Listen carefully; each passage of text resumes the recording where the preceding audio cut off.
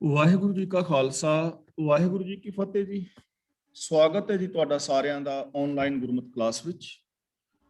ਜਿਵੇਂ ਕਿ ਆਪ ਜੀ ਨੂੰ ਪਤਾ ਹੈ, ਕੁਝ ਦਿਨ ਤੋਂ ਅਸੀਂ ਮਾਝ ਕੀ ਵਾਰ ਦੀ ਵਿਚਾਰ ਆਰੰਭ ਕੀਤੀ ਸੀ। ਅੱਜ ਜਿਸ ਦੀ ਦੂਜੀ ਪੌੜੀ ਦੀ ਵਿਚਾਰ ਆਰੰਭ ਕਰਾਂਗੇ ਤੇ ਪਹਿਲਾ ਸ਼ਲੋਕ ਸਾਹਿਬ ਸ੍ਰੀ ਗੁਰੂ ਨਾਨਕ ਪਾਤਸ਼ਾਹ ਜੀ ਦਾ ਉਚਾਰਨ ਕੀਤਾ ਹੋਇਆ ਹੈ। ਆਦਿ ਸ੍ਰੀ ਗੁਰੂ ਗ੍ਰੰਥ ਸਾਹਿਬ ਜੀ ਦੇ ਪਾਵਨ ਅੰਗ 138 ਤੇ।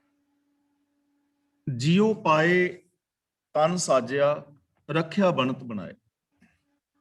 ਜਿਉ ਪਾਏ ਦਾ ਮਤਲਬ ਜਿੰਦ ਪਾ ਕੇ, ਜਿੰਦ ਪੈਦਾ ਕਰਕੇ। ਤਨ ਸਾਜਿਆ ਦਾ ਮਤਲਬ ਸਰੀਰ ਬਣਾਇਆ ਹੈ। ਬਣਤ ਦਾ ਮਤਲਬ ਹੁੰਦਾ ਹੈ ਘਾੜਤ। ਬਣਾਏ ਦਾ ਮਤਲਬ ਘੜਨਾ। ਕਿ ਸਰੀਰ ਵਿੱਚ ਜਿੰਦ ਪਾ ਕੇ ਮਨੁੱਖ ਦਾ ਸਰੀਰ ਬਣਿਆ ਤੇ ਕਿਆ ਸੋਹਣੀ ਘਾੜਤ ਘੜ ਕੇ ਰੱਖੀ ਹੈ। ਯਾਨੀ ਕਰਤਾਰ ਨੇ, ਰਚਨਹਾਰ ਨੇ ਰੱਬੀ ਨਿਯਮਾਂ ਦੇ ਅੰਦਰ ਜਿੰਦ ਪਾ ਕੇ ਸਰੀਰ ਸਾਜਿਆ ਹੈ ਤੇ ਇਹਦੀ ਬਹੁਤ ਸੋਹਣੀ ਬਣਤਰ ਬਣਾਈ ਹੈ, ਜਿਸ ਦੇ ਨਾਲ ਸਰੀਰ ਕੀ ਕਰਦਾ ਹੈ? ਅੱਖੀਂ ਦੇਖੈ। ਇਹਨੂੰ ਅੱਖੀ ਨਹੀਂ ਪੜਨਾ, ਅੱਖੀਂ, ਅੱਖਾਂ ਨਾਲ। ਅੱਖੀਂ ਦੇਖੈ, ਜਿਹਵਾ ਬੋਲੇ ਕੰਨੀ ਸੁਰ। ਅੱਖੀਂ ਦਾ ਮਤਲਬ ਅੱਖਾਂ ਦੇ ਨਾਲ, ਕੰਨੀ ਦਾ ਮਤਲਬ ਕੰਨਾਂ ਦੇ ਨਾਲ, ਤੇ ਸੁਰਤ ਦਾ ਮਤਲਬ ਇੱਥੇ ਹੈਗਾ ਸੁਣਨ ਦੀ ਸੱਤਿਆ। ਸਮਾਏ ਦਾ ਮਤਲਬ ਟਿਕੀ ਹੋਈ ਹੈ। ਇਹ ਸਰੀਰ ਅੱਖਾਂ ਦੇ ਨਾਲ ਵੇਖਦਾ ਹੈ, ਜ਼ਬਾਨ ਦੇ ਨਾਲ ਬੋਲਦਾ ਹੈ, ਔਰ ਕੰਨਾਂ ਦੇ ਅੰਦਰ ਸੁਣਨ ਦੀ ਸੱਤਿਆ ਮੌਜੂਦ ਹੈ, ਸੁਣਨ ਦੀ ਸ਼ਕਤੀ ਮੌਜੂਦ ਹੈ। ਪੈਰੀਂ ਚੱਲੇ ਹੱਥੀਂ ਕਰਨਾ, ਦਿੱਤਾ ਪਹਿਨੈ ਖਾਏ। ਇਹ ਹੱਥੀਂ ਨਹੀਂ ਪੜਨਾ, ਇਹਨੂੰ ਹੱਥੀਂ, ਹੱਥਾਂ ਦੇ ਨਾਲ। ਪੈਰੀਂ ਚੱਲੇ, ਪੈਰਾਂ ਦੇ ਨਾਲ ਇਹ ਸਰੀਰ ਚੱਲਦਾ ਹੈ। ਹੱਥੀਂ ਕਰਨਾ, ਹੱਥਾਂ ਦੇ ਨਾਲ ਇਹ ਕੰਮਕਾਰ ਕਰਦਾ ਹੈ। ਦਿੱਤਾ ਪਹਿਨੈ ਖਾਏ, ਤੇ ਪ੍ਰਭੂ ਦਾ ਦਿੱਤਾ ਹੋਇਆ ਜੋ ਇਸ ਕੁਦਰਤ ਚੋਂ ਪੈਦਾ ਹੁੰਦਾ ਹੈ ਉਹਨੂੰ ਇਹ ਪਹਿਨਦਾ ਹੈ ਔਰ ਖਾਂਦਾ ਹੈ। ਯਾਨੀ ਸੰਸਾਰਿਕ ਵਸਤੂਆਂ, ਪਦਾਰਥਾਂ ਨੂੰ ਮਾਣਦਾ ਹੈ, ਭੋਗਦਾ ਹੈ। ਇੱਥੋਂ ਤੱਕ ਤਾਂ ਠੀਕ ਹੈ, ਲੇਕਿਨ ਜ਼ਿੰਦਗੀ ਵਿੱਚ ਪ੍ਰੋਬਲਮ ਕਿੱਥੋਂ ਕ੍ਰੀਏਟ ਹੋ ਜਾਂਦੀ ਹੈ? ਜਿਨ ਰਚ ਰਚਿਆ ਤਿਸਹਿ ਨਾ ਜਾਣੈ, ਅੰਧਾ ਅੰਧ ਕਮਾਏ। ਇੱਥੇ ਜਿਨ ਦਾ ਮਤਲਬ ਹੈ ਜਿਸ ਨੇ। ਰਚ ਦਾ ਮਤਲਬ ਰਚ ਕੇ, ਰਚਿਆ ਦਾ ਮਤਲਬ ਬਣਾਇਆ।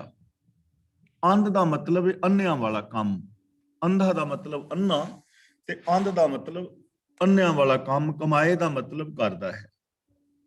ਪਰ ਜਿਸ ਪ੍ਰਭੂ ਨੇ ਸਰੀਰ ਨੂੰ ਬਣਾਇਆ ਸਵਾਰਿਆ, ਉਹਨੂੰ ਨਹੀਂ ਇਹ ਪਛਾਣਦਾ। ਕਿਸੇ ਨਾ ਜਾਣੇ, ਉਹਨੂੰ ਪਛਾਣਦਾ ਨਹੀਂ, ਉਹਦੇ ਨਾਲ ਸਾਂਝ ਨਹੀਂ ਹੈ।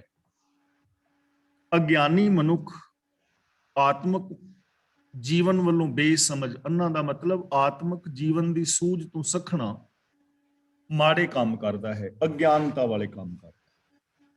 ਚਾਹੀਦਾ ਤੇ ਇਹ ਸੀ ਜੋ ਅਸੀਂ 6 ਗੱਲਾਂ ਆਮ ਕਰਦੇ ਹਾਂ ਨਾ, ਚਾਹੀਦਾ ਤੇ ਇਹ ਸੀ ਕਿ ਅੱਖਾਂ ਦਿੱਤੀਆਂ ਰੱਬ ਨੇ ਤੇ ਅੱਖਾਂ ਦੇ ਨਾਲ ਦੁਨੀਆ ਨੂੰ ਪਿਆਰ ਨਾਲ ਵੇਖਦਾ, ਹਰ ਇੱਕ ਵਿੱਚ ਰੱਬ ਦੀ ਜੋਤ ਨੂੰ ਤੱਕਦਾ, ਜਾਤੀਵਾਦ, ਮੇਰ ਤੇਰ ਨੂੰ ਨਾ ਤੱਕਦਾ। ਚਾਹੀਦਾ ਤੇ ਇਹ ਸੀ ਕਿ ਜ਼ਬਾਨ ਦੇ ਨਾਲ ਸੱਚ ਬੋਲਦਾ, ਪਿਆਰੇ ਬੋਲ ਬੋਲਦਾ, ਕੰਨਾਂ ਦੇ ਨਾਲ ਸੱਚ ਸੁਣਦਾ, ਹੱਥਾਂ ਦੇ ਨਾਲ ਚੰਗੇ ਕਰਮ ਕਰਦਾ, 10 ਨਵਾਂ ਦੀ ਧਰਮ ਦੀ ਕਿਰਤ, ਪੈਰਾਂ ਦੇ ਨਾਲ ਚੰਗੇ ਰਾਹਾਂ ਤੇ ਜਾਂਦਾ, ਮਨ ਕਰਕੇ ਸੱਚਾ ਸੋਚਦਾ। ਪਰ ਐਸਾ ਇਹਨੇ ਕੀਤਾ ਨਹੀਂ। ਜਿਸ ਨੇ ਇਹਦੇ ਸਰੀਰ ਦੀ ਰਚਨਾ ਰਚੀ, ਉਹਦੇ ਨਾਲ ਇਹਨੇ ਸਾਂਝ ਹੀ ਨਹੀਂ ਪਾਈ, ਰੱਬੀ ਗੁਣਾਂ ਦੇ ਨਾਲ ਸਾਂਝ ਨਹੀਂ ਪਾਈ। ਇਹ ਆਤਮਿਕ ਜੀਵਨ ਵੱਲੋਂ ਬੇਸਮਝ ਮਨੁੱਖ ਬੇਸਮਝਾਂ ਵਾਲੇ ਕੰਮ ਹੀ ਕਰਦਾ ਰਿਹਾ। ਆਪਣੇ ਇਹਨਾਂ ਗਿਆਨ ਇੰਦਰੀਆਂ ਨੂੰ, ਸਰੀਰ ਨੂੰ ਇਹਨੇ ਮਿਸਯੂਜ਼ ਕੀਤਾ। ਜਾਂ ਭੱਜੈ, ਇਹਨੂੰ ਜਾ ਨਹੀਂ ਪੜਨਾ, ਜਾਂ ਭੱਜੈ ਤੇ ਭਜੈ ਨਹੀਂ ਪੜਨਾ। ਭਜੈ ਦਾ ਮਤਲਬ ਬੋਲਣਾ ਹੋ ਜਾਏਗਾ, ਜਪਣਾ ਹੋ ਜਾਏਗਾ। ਭੱਜੈ, ਜਾਂ ਭੱਜੈ ਤਾਂ ਠੀਕਰ ਹੋਵੇ, ਘਾੜਤ ਘੜੀ ਨਾ ਜਾਏ। ਜਦੋਂ ਇਹ ਸਰੀਰ ਰੂਪੀ ਭਾਂਡਾ ਟੁੱਟ ਜਾਂਦਾ ਹੈ, ਠੀਕਰੀ ਹੋ ਜਾਂਦਾ ਹੈ, ਤਾਂ ਫਿਰ ਇਹਦੀ ਘਾੜਤ ਨਹੀਂ ਘੜੀ ਜਾਂਦੀ। ਜਿਵੇਂ ਇੱਕ ਮਿੱਟੀ ਦਾ ਘੜਾ ਹੋਏ ਤੇ ਮਿੱਟੀ ਦਾ ਘੜਾ ਜਿਹੜਾ ਹੈ ਆਵੀ ਵਿੱਚ ਪੱਕਿਆ ਹੋਏ ਤੇ ਉਹ ਡਿੱਗ ਕੇ ਟੁੱਟ ਜਾਏ ਤੇ ਉਹਦੀਆਂ ਠੀਕਰੀਆਂ ਚਾਰ ਚੁਫੇਰੇ ਖਿੱਲਰ ਜਾਣ, ਤਾਂ ਉਹ ਠੀਕਰੀਆਂ ਨੂੰ ਇਕੱਠਿਆਂ ਕਰਕੇ ਹੁਣ ਉਹ ਘੜਾ ਨਹੀਂ ਬਣ ਸਕਦਾ, ਦੁਬਾਰਾ ਉਹ ਘੜਾ ਨਹੀਂ ਬਣ ਪਾਏਗਾ। ਇਸੇ ਤਰ੍ਹਾਂ ਇਹ ਸਰੀਰ ਇੱਕ ਵਾਰ ਮਰ ਜਾਏ ਤਾਂ ਫਿਰ ਮਰ ਗਿਆ, ਮੁੜ ਕੇ ਸਰੀਰ ਨੂੰ ਜਿੰਦਾ ਨਹੀਂ ਨਾ ਕੀਤਾ ਜਾ ਸਕਦਾ। ਸਰੀਰ ਤੇ ਬੁਢੇਪਾ ਆ ਗਿਆ, ਮੁੜ ਕੇ ਇਹਨੂੰ ਜਵਾਨ ਨਹੀਂ ਨਾ ਕੀਤਾ ਜਾ ਸਕਦਾ। ਫਿਰ ਇਹਦੀ ਘਾੜਤ ਜਿਹੜੀ ਦੁਬਾਰਾ ਘੜੀ ਨਹੀਂ ਜਾ ਸਕਦੀ।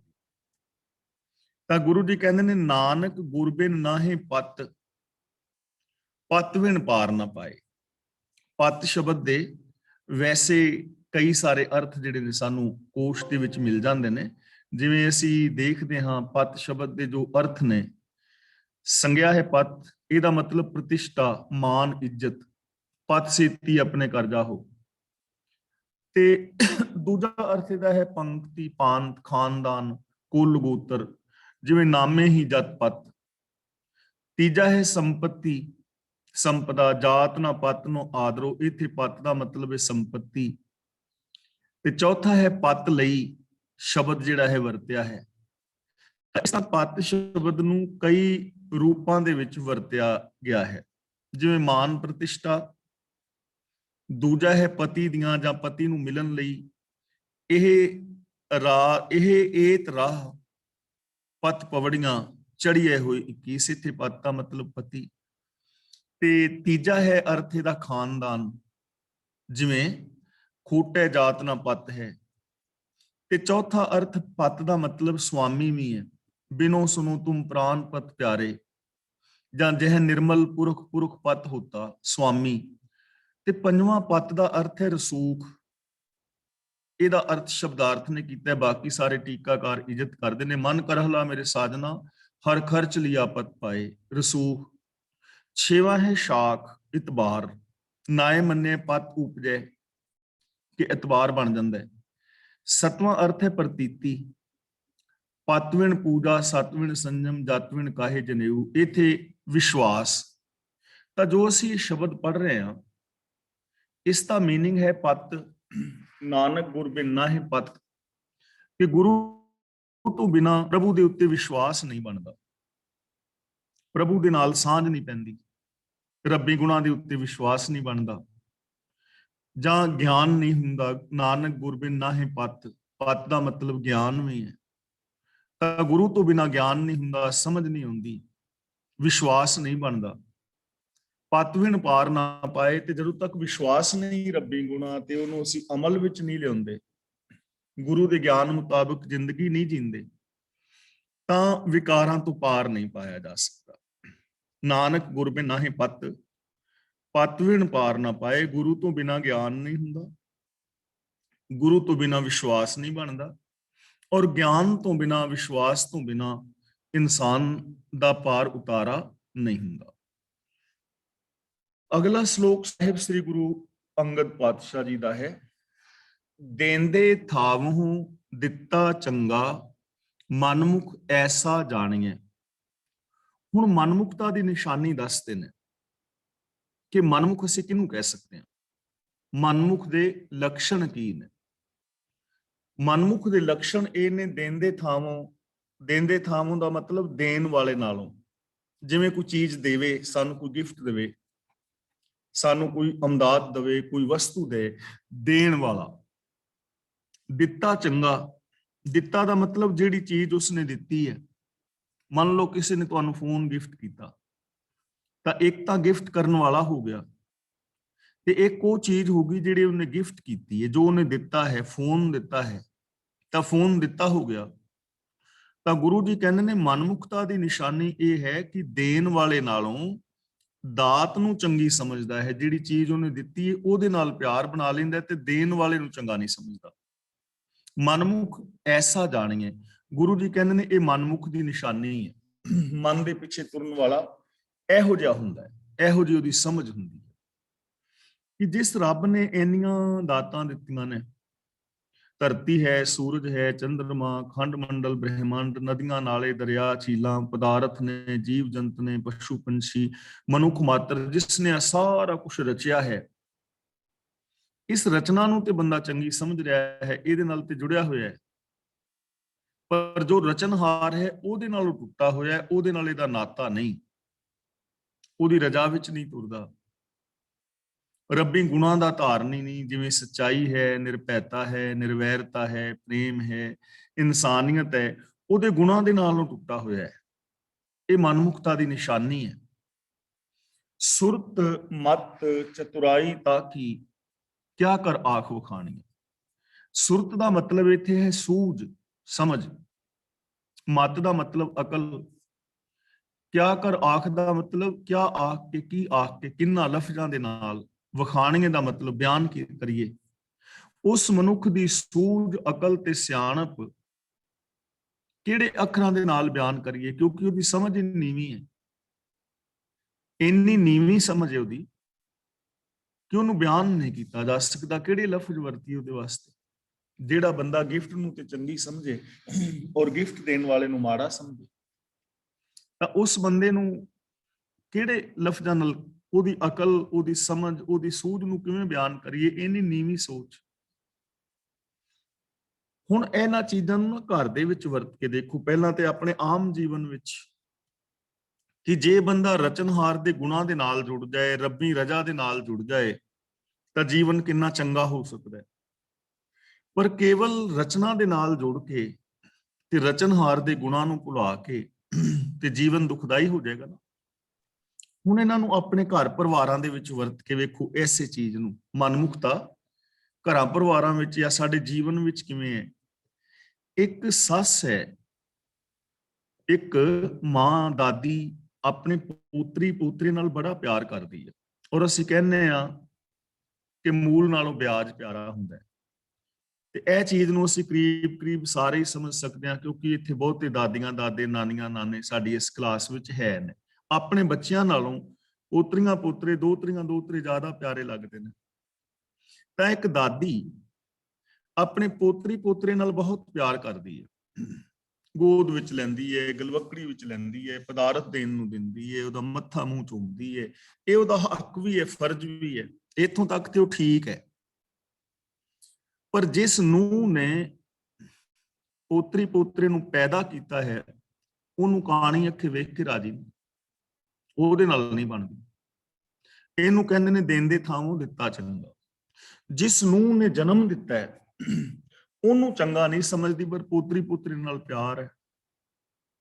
ਦੂਜੇ ਪਾਸੇ ਕੋਈ ਔਰਤ ਆਪਣੇ ਪਤੀ ਨਾਲ ਬੜਾ ਪਿਆਰ ਕਰਦੀ ਹੈ, ਪਤੀ ਨਾਲ ਹੋਟਲਾਂ ਤੇ ਰੋਟੀ ਖਾਣ ਜਾਣਾ ਚਾਹੁੰਦੀ ਹੈ, ਪਿਕਚਰਾਂ ਵੇਖਣਾ ਚਾਹੁੰਦੀ ਹੈ, ਘੁੰਮਣ ਜਾਣਾ ਚਾਹੁੰਦੀ ਹੈ।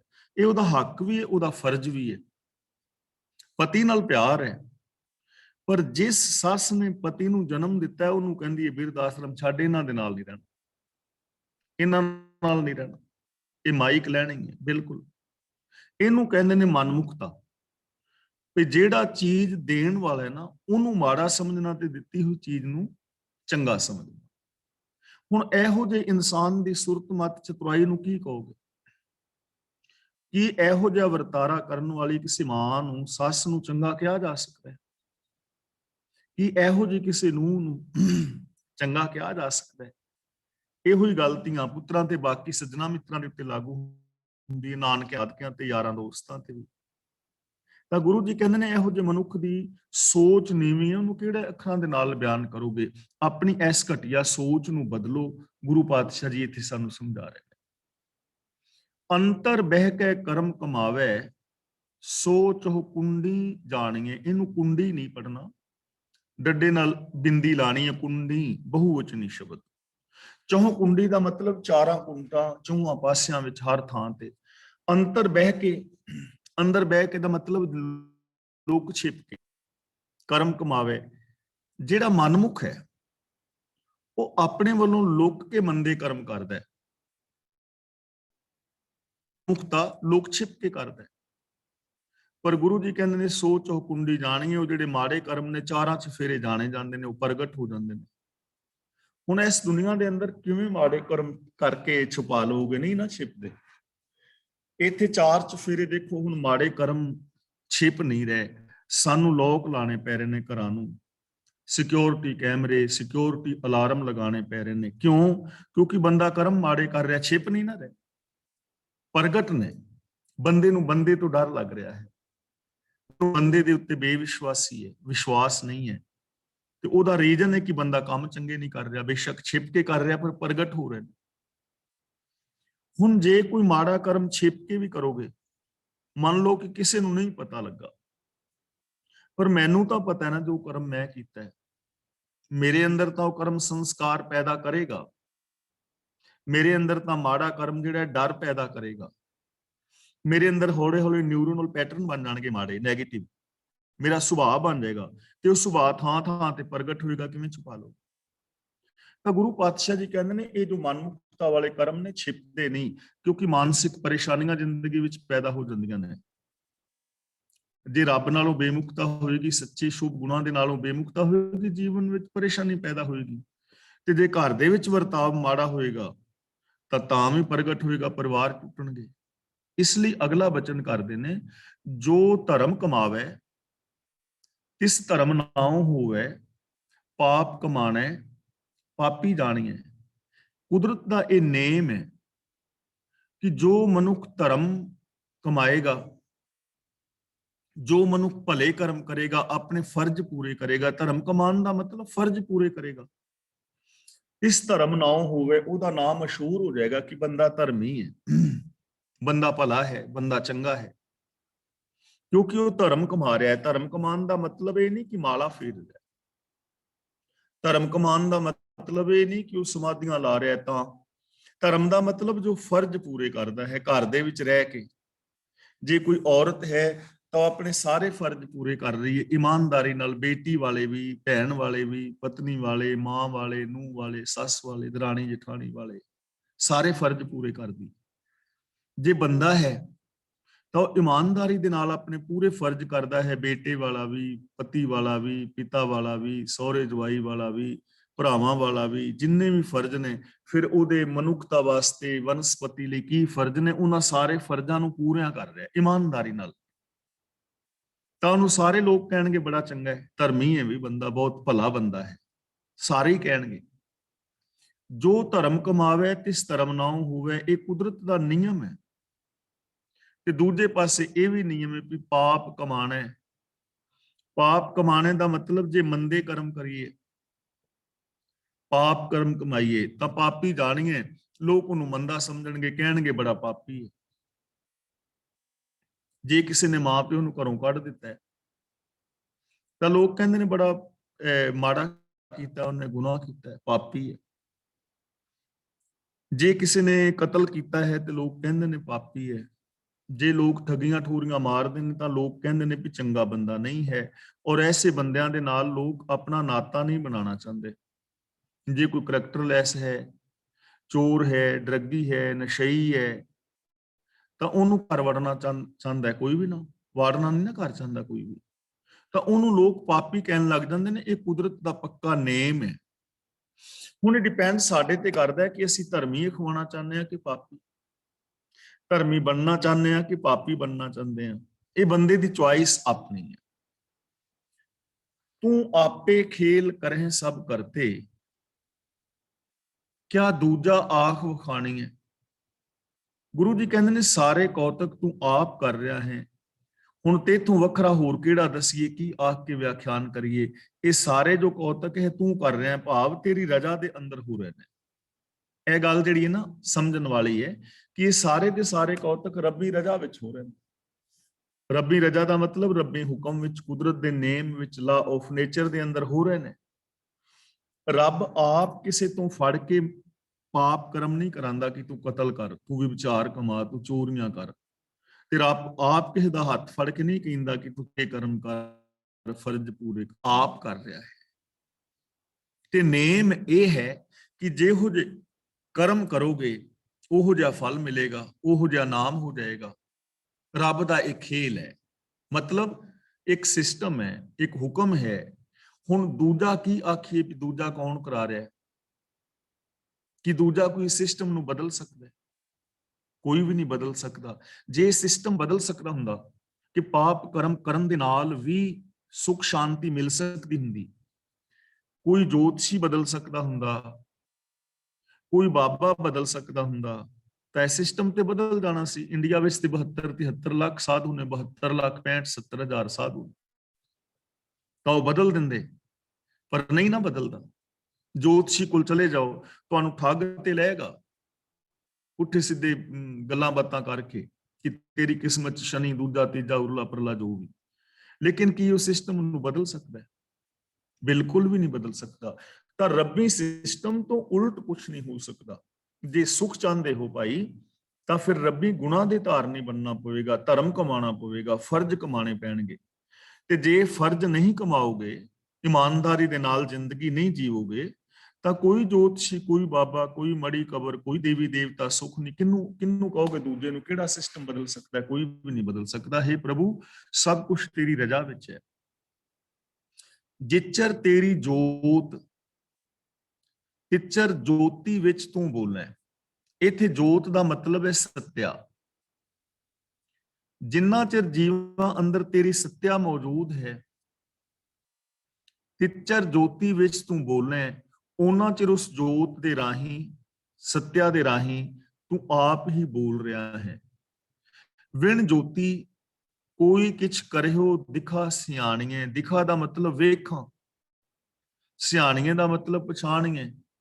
ਜਦੋਂ ਤੇਰੀ ਜੋਤ ਨਿਕਲ ਜਾਏ, ਸੱਤਿਆ ਖਤਮ ਹੋ ਜਾਏ, ਸਿਸਟਮ ਖਤਮ ਹੋ ਜਾਏ, ਤਾਂ ਭਲਾ ਕੋਈ ਕੁਝ ਕਰੇ ਤਾਂ ਸਹੀ ਵੀ ਅਸੀਂ ਪਰਖ ਕੇ ਵੇਖੀਏ।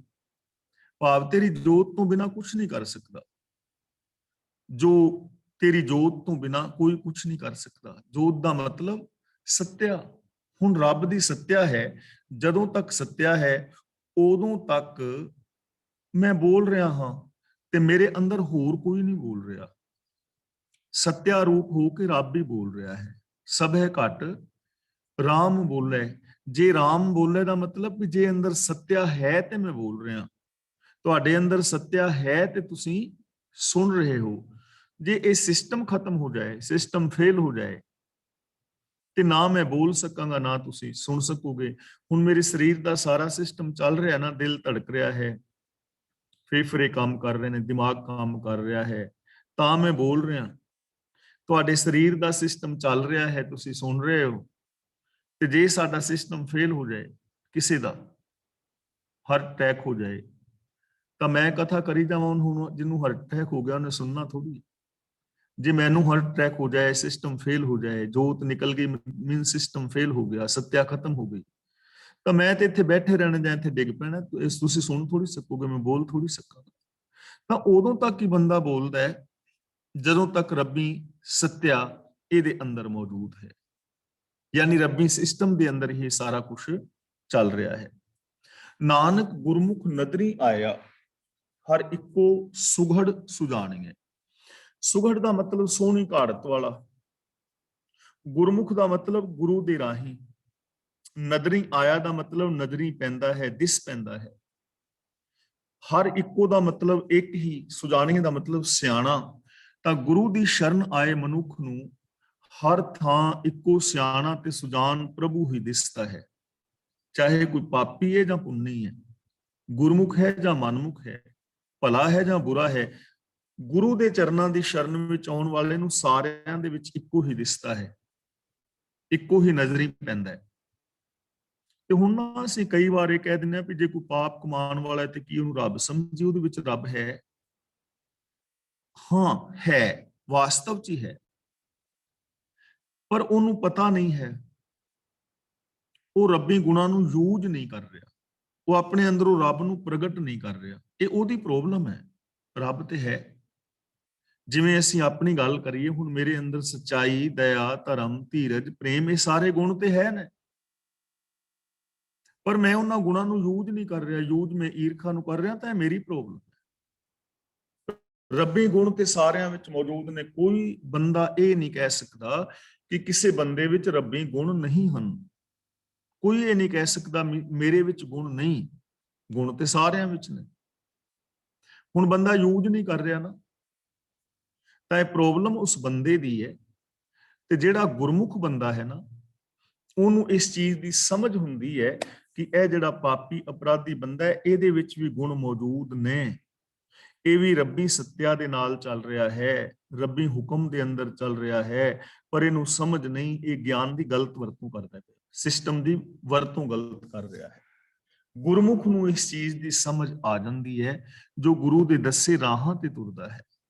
ਉਹਨੂੰ ਫਿਰ ਚਾਰ ਚੁਫੇਰੇ ਇੱਕ ਰੱਬ ਨਜ਼ਰੀ ਪੈਂਦਾ ਹੈ, ਹਰ ਥਾਂ ਤੇ ਰੱਬੀ ਗੁਣ ਨਜ਼ਰੀ ਪੈਂਦੇ ਨੇ, ਤੇ ਉਹ ਆਪਣੇ ਜੀਵਨ ਨੂੰ ਸਫਲ ਕਰ ਲੈਂਦਾ ਹੈ। ਤਾਂ ਇਸ ਤਰ੍ਹਾਂ ਸਾਨੂੰ ਇਥੋਂ ਜੋ ਸਿੱਖਿਆ ਮਿਲ ਰਹੀ ਹੈ ਕਿ ਜੇ ਅਸੀਂ ਗੁਰੂ ਦੇ ਗਿਆਨ ਦੇ ਧਾਰਨੀ ਹੋ ਜਾਈਏ, ਗਿਆਨ ਗੁਰੂ ਮੁਤਾਬਕ ਜ਼ਿੰਦਗੀ ਜੀਵੀਏ, ਤਾਂ ਅਸੀਂ ਰੱਬ ਵਰਗੇ ਹੋ ਕੇ ਜੀ ਸਕਦੇ ਹਾਂ। ਸਾਨੂੰ ਐਸਾ ਕਰਨਾ ਚਾਹੀਦਾ ਹੈ। ਤੁਧ ਆਪੈ ਜਗਤ ਉਪਾਏ ਕੈ, ਤੁਧ ਆਪੈ ਧੰਧੈ ਲਾਇਆ। ਇਹਨੂੰ ਆਪੇ ਨਹੀਂ ਪੜਨਾ, ਦੁਲਾਵਾਂ ਆਪੈ, ਜਗਤ ਉਪਾਏ ਕੇ ਨਹੀਂ ਪੜਨਾ, ਕੈ ਯਾਨੀ ਲਾਵਾਂ ਦੁਲਾਵਾਂ ਦਾ ਧਿਆਨ ਰੱਖਣਾ ਹੈ। ਤੁਧ ਆਪੈ ਜਗਤ ਉਪਾਏ ਕੈ, ਤੁਧ ਆਪੈ ਧੰਧੈ ਲਾਇਆ। हे ਪ੍ਰਭੂ, ਤੂੰ ਆਪ ਹੀ ਜਗਤ ਨੂੰ ਉਪਾਇਆ ਹੈ, ਪੈਦਾ ਕੀਤਾ ਹੈ, ਤੇ ਆਪ ਹੀ ਤੂੰ ਜਗਤ ਨੂੰ ਧੰਦੇ ਵਿੱਚ ਲਾਇਆ ਹੋਇਆ ਹੈ। ਹੁਣ ਰੱਬੀ ਹੁਕਮ ਦੇ ਅੰਦਰ ਇਹ ਸਾਰਾ ਸੰਸਾਰ ਪੈਦਾ ਹੋਇਆ, ਸਿਸਟਮ ਦੇ ਅੰਦਰ, ਲਾ ਆਫ ਨੇਚਰ ਦੇ ਵਿੱਚ। ਤੇ ਲਾ ਆਫ ਨੇਚਰ ਦੇ ਵਿੱਚ ਜੋ ਨਿਯਮਾਵਲੀ ਹੈ, ਰੱਬੀ ਹੁਕਮ, ਉਸ ਹੁਕਮ ਸਿਸਟਮ ਦੇ ਅੰਦਰ ਹੀ ਹਰ ਬੰਦਾ ਧੰਦੇ ਲੱਗਾ ਹੋਇਆ ਹੈ। ਸਾਰਾ ਕੁਝ ਸਿਸਟਮ ਦੇ ਅੰਦਰ ਹੈ, ਕੁਦਰਤੀ ਨਿਯਮਾਵਲੀ ਦੇ ਅੰਦਰ ਹੈ। ਜਿਵੇਂ ਅਸੀਂ ਅੱਖਾਂ ਨਾਲ ਵੇਖਦੇ ਹਾਂ, ਕੰਨਾਂ ਨਾਲ ਸੁਣਦੇ ਹਾਂ, ਹੱਥਾਂ ਨਾਲ ਕਰਦੇ ਹਾਂ, ਸੂਰਜ ਚੜ ਰਿਹਾ ਹੈ, ਚੰਦਰਮਾ ਪ੍ਰਕਾਸ਼ ਦੇ ਰਿਹਾ ਹੈ, ਧਰਤੀ ਤੋਂ ਅੰਨ ਆਦਿਕ ਪੈਦਾ ਹੋ ਰਿਹਾ ਹੈ, ਸਾਰਾ ਕੁਝ ਟੋਟਲ ਖੰਡ ਮੰਡਲ ਬ੍ਰਹਿਮੰਡ ਜੋ ਵੀ ਕੁਝ ਹੈ, ਨਿੱਕੇ ਜਿਹੇ ਬੈਕਟੀਰੀਆ ਤੋਂ ਲੈ ਕੇ ਵੱਡੇ ਸਾਰੇ ਹਾਥੀ ਤੱਕ, ਹਰ ਚੀਜ਼ ਸਿਸਟਮ ਦੇ ਅੰਦਰ ਪੈਦਾ ਹੋ ਰਹੀ ਹੈ। ਸਿਸਟਮ ਦੇ ਅੰਦਰ ਜੀਵ ਜਨ ਜ਼ਿੰਦਗੀ ਜੀ ਰਹੇ ਨੇ, ਸਿਸਟਮ ਦੇ ਅੰਦਰ ਹੀ ਵਿਨਾਸ਼ ਹੋ ਰਿਹਾ ਹੈ।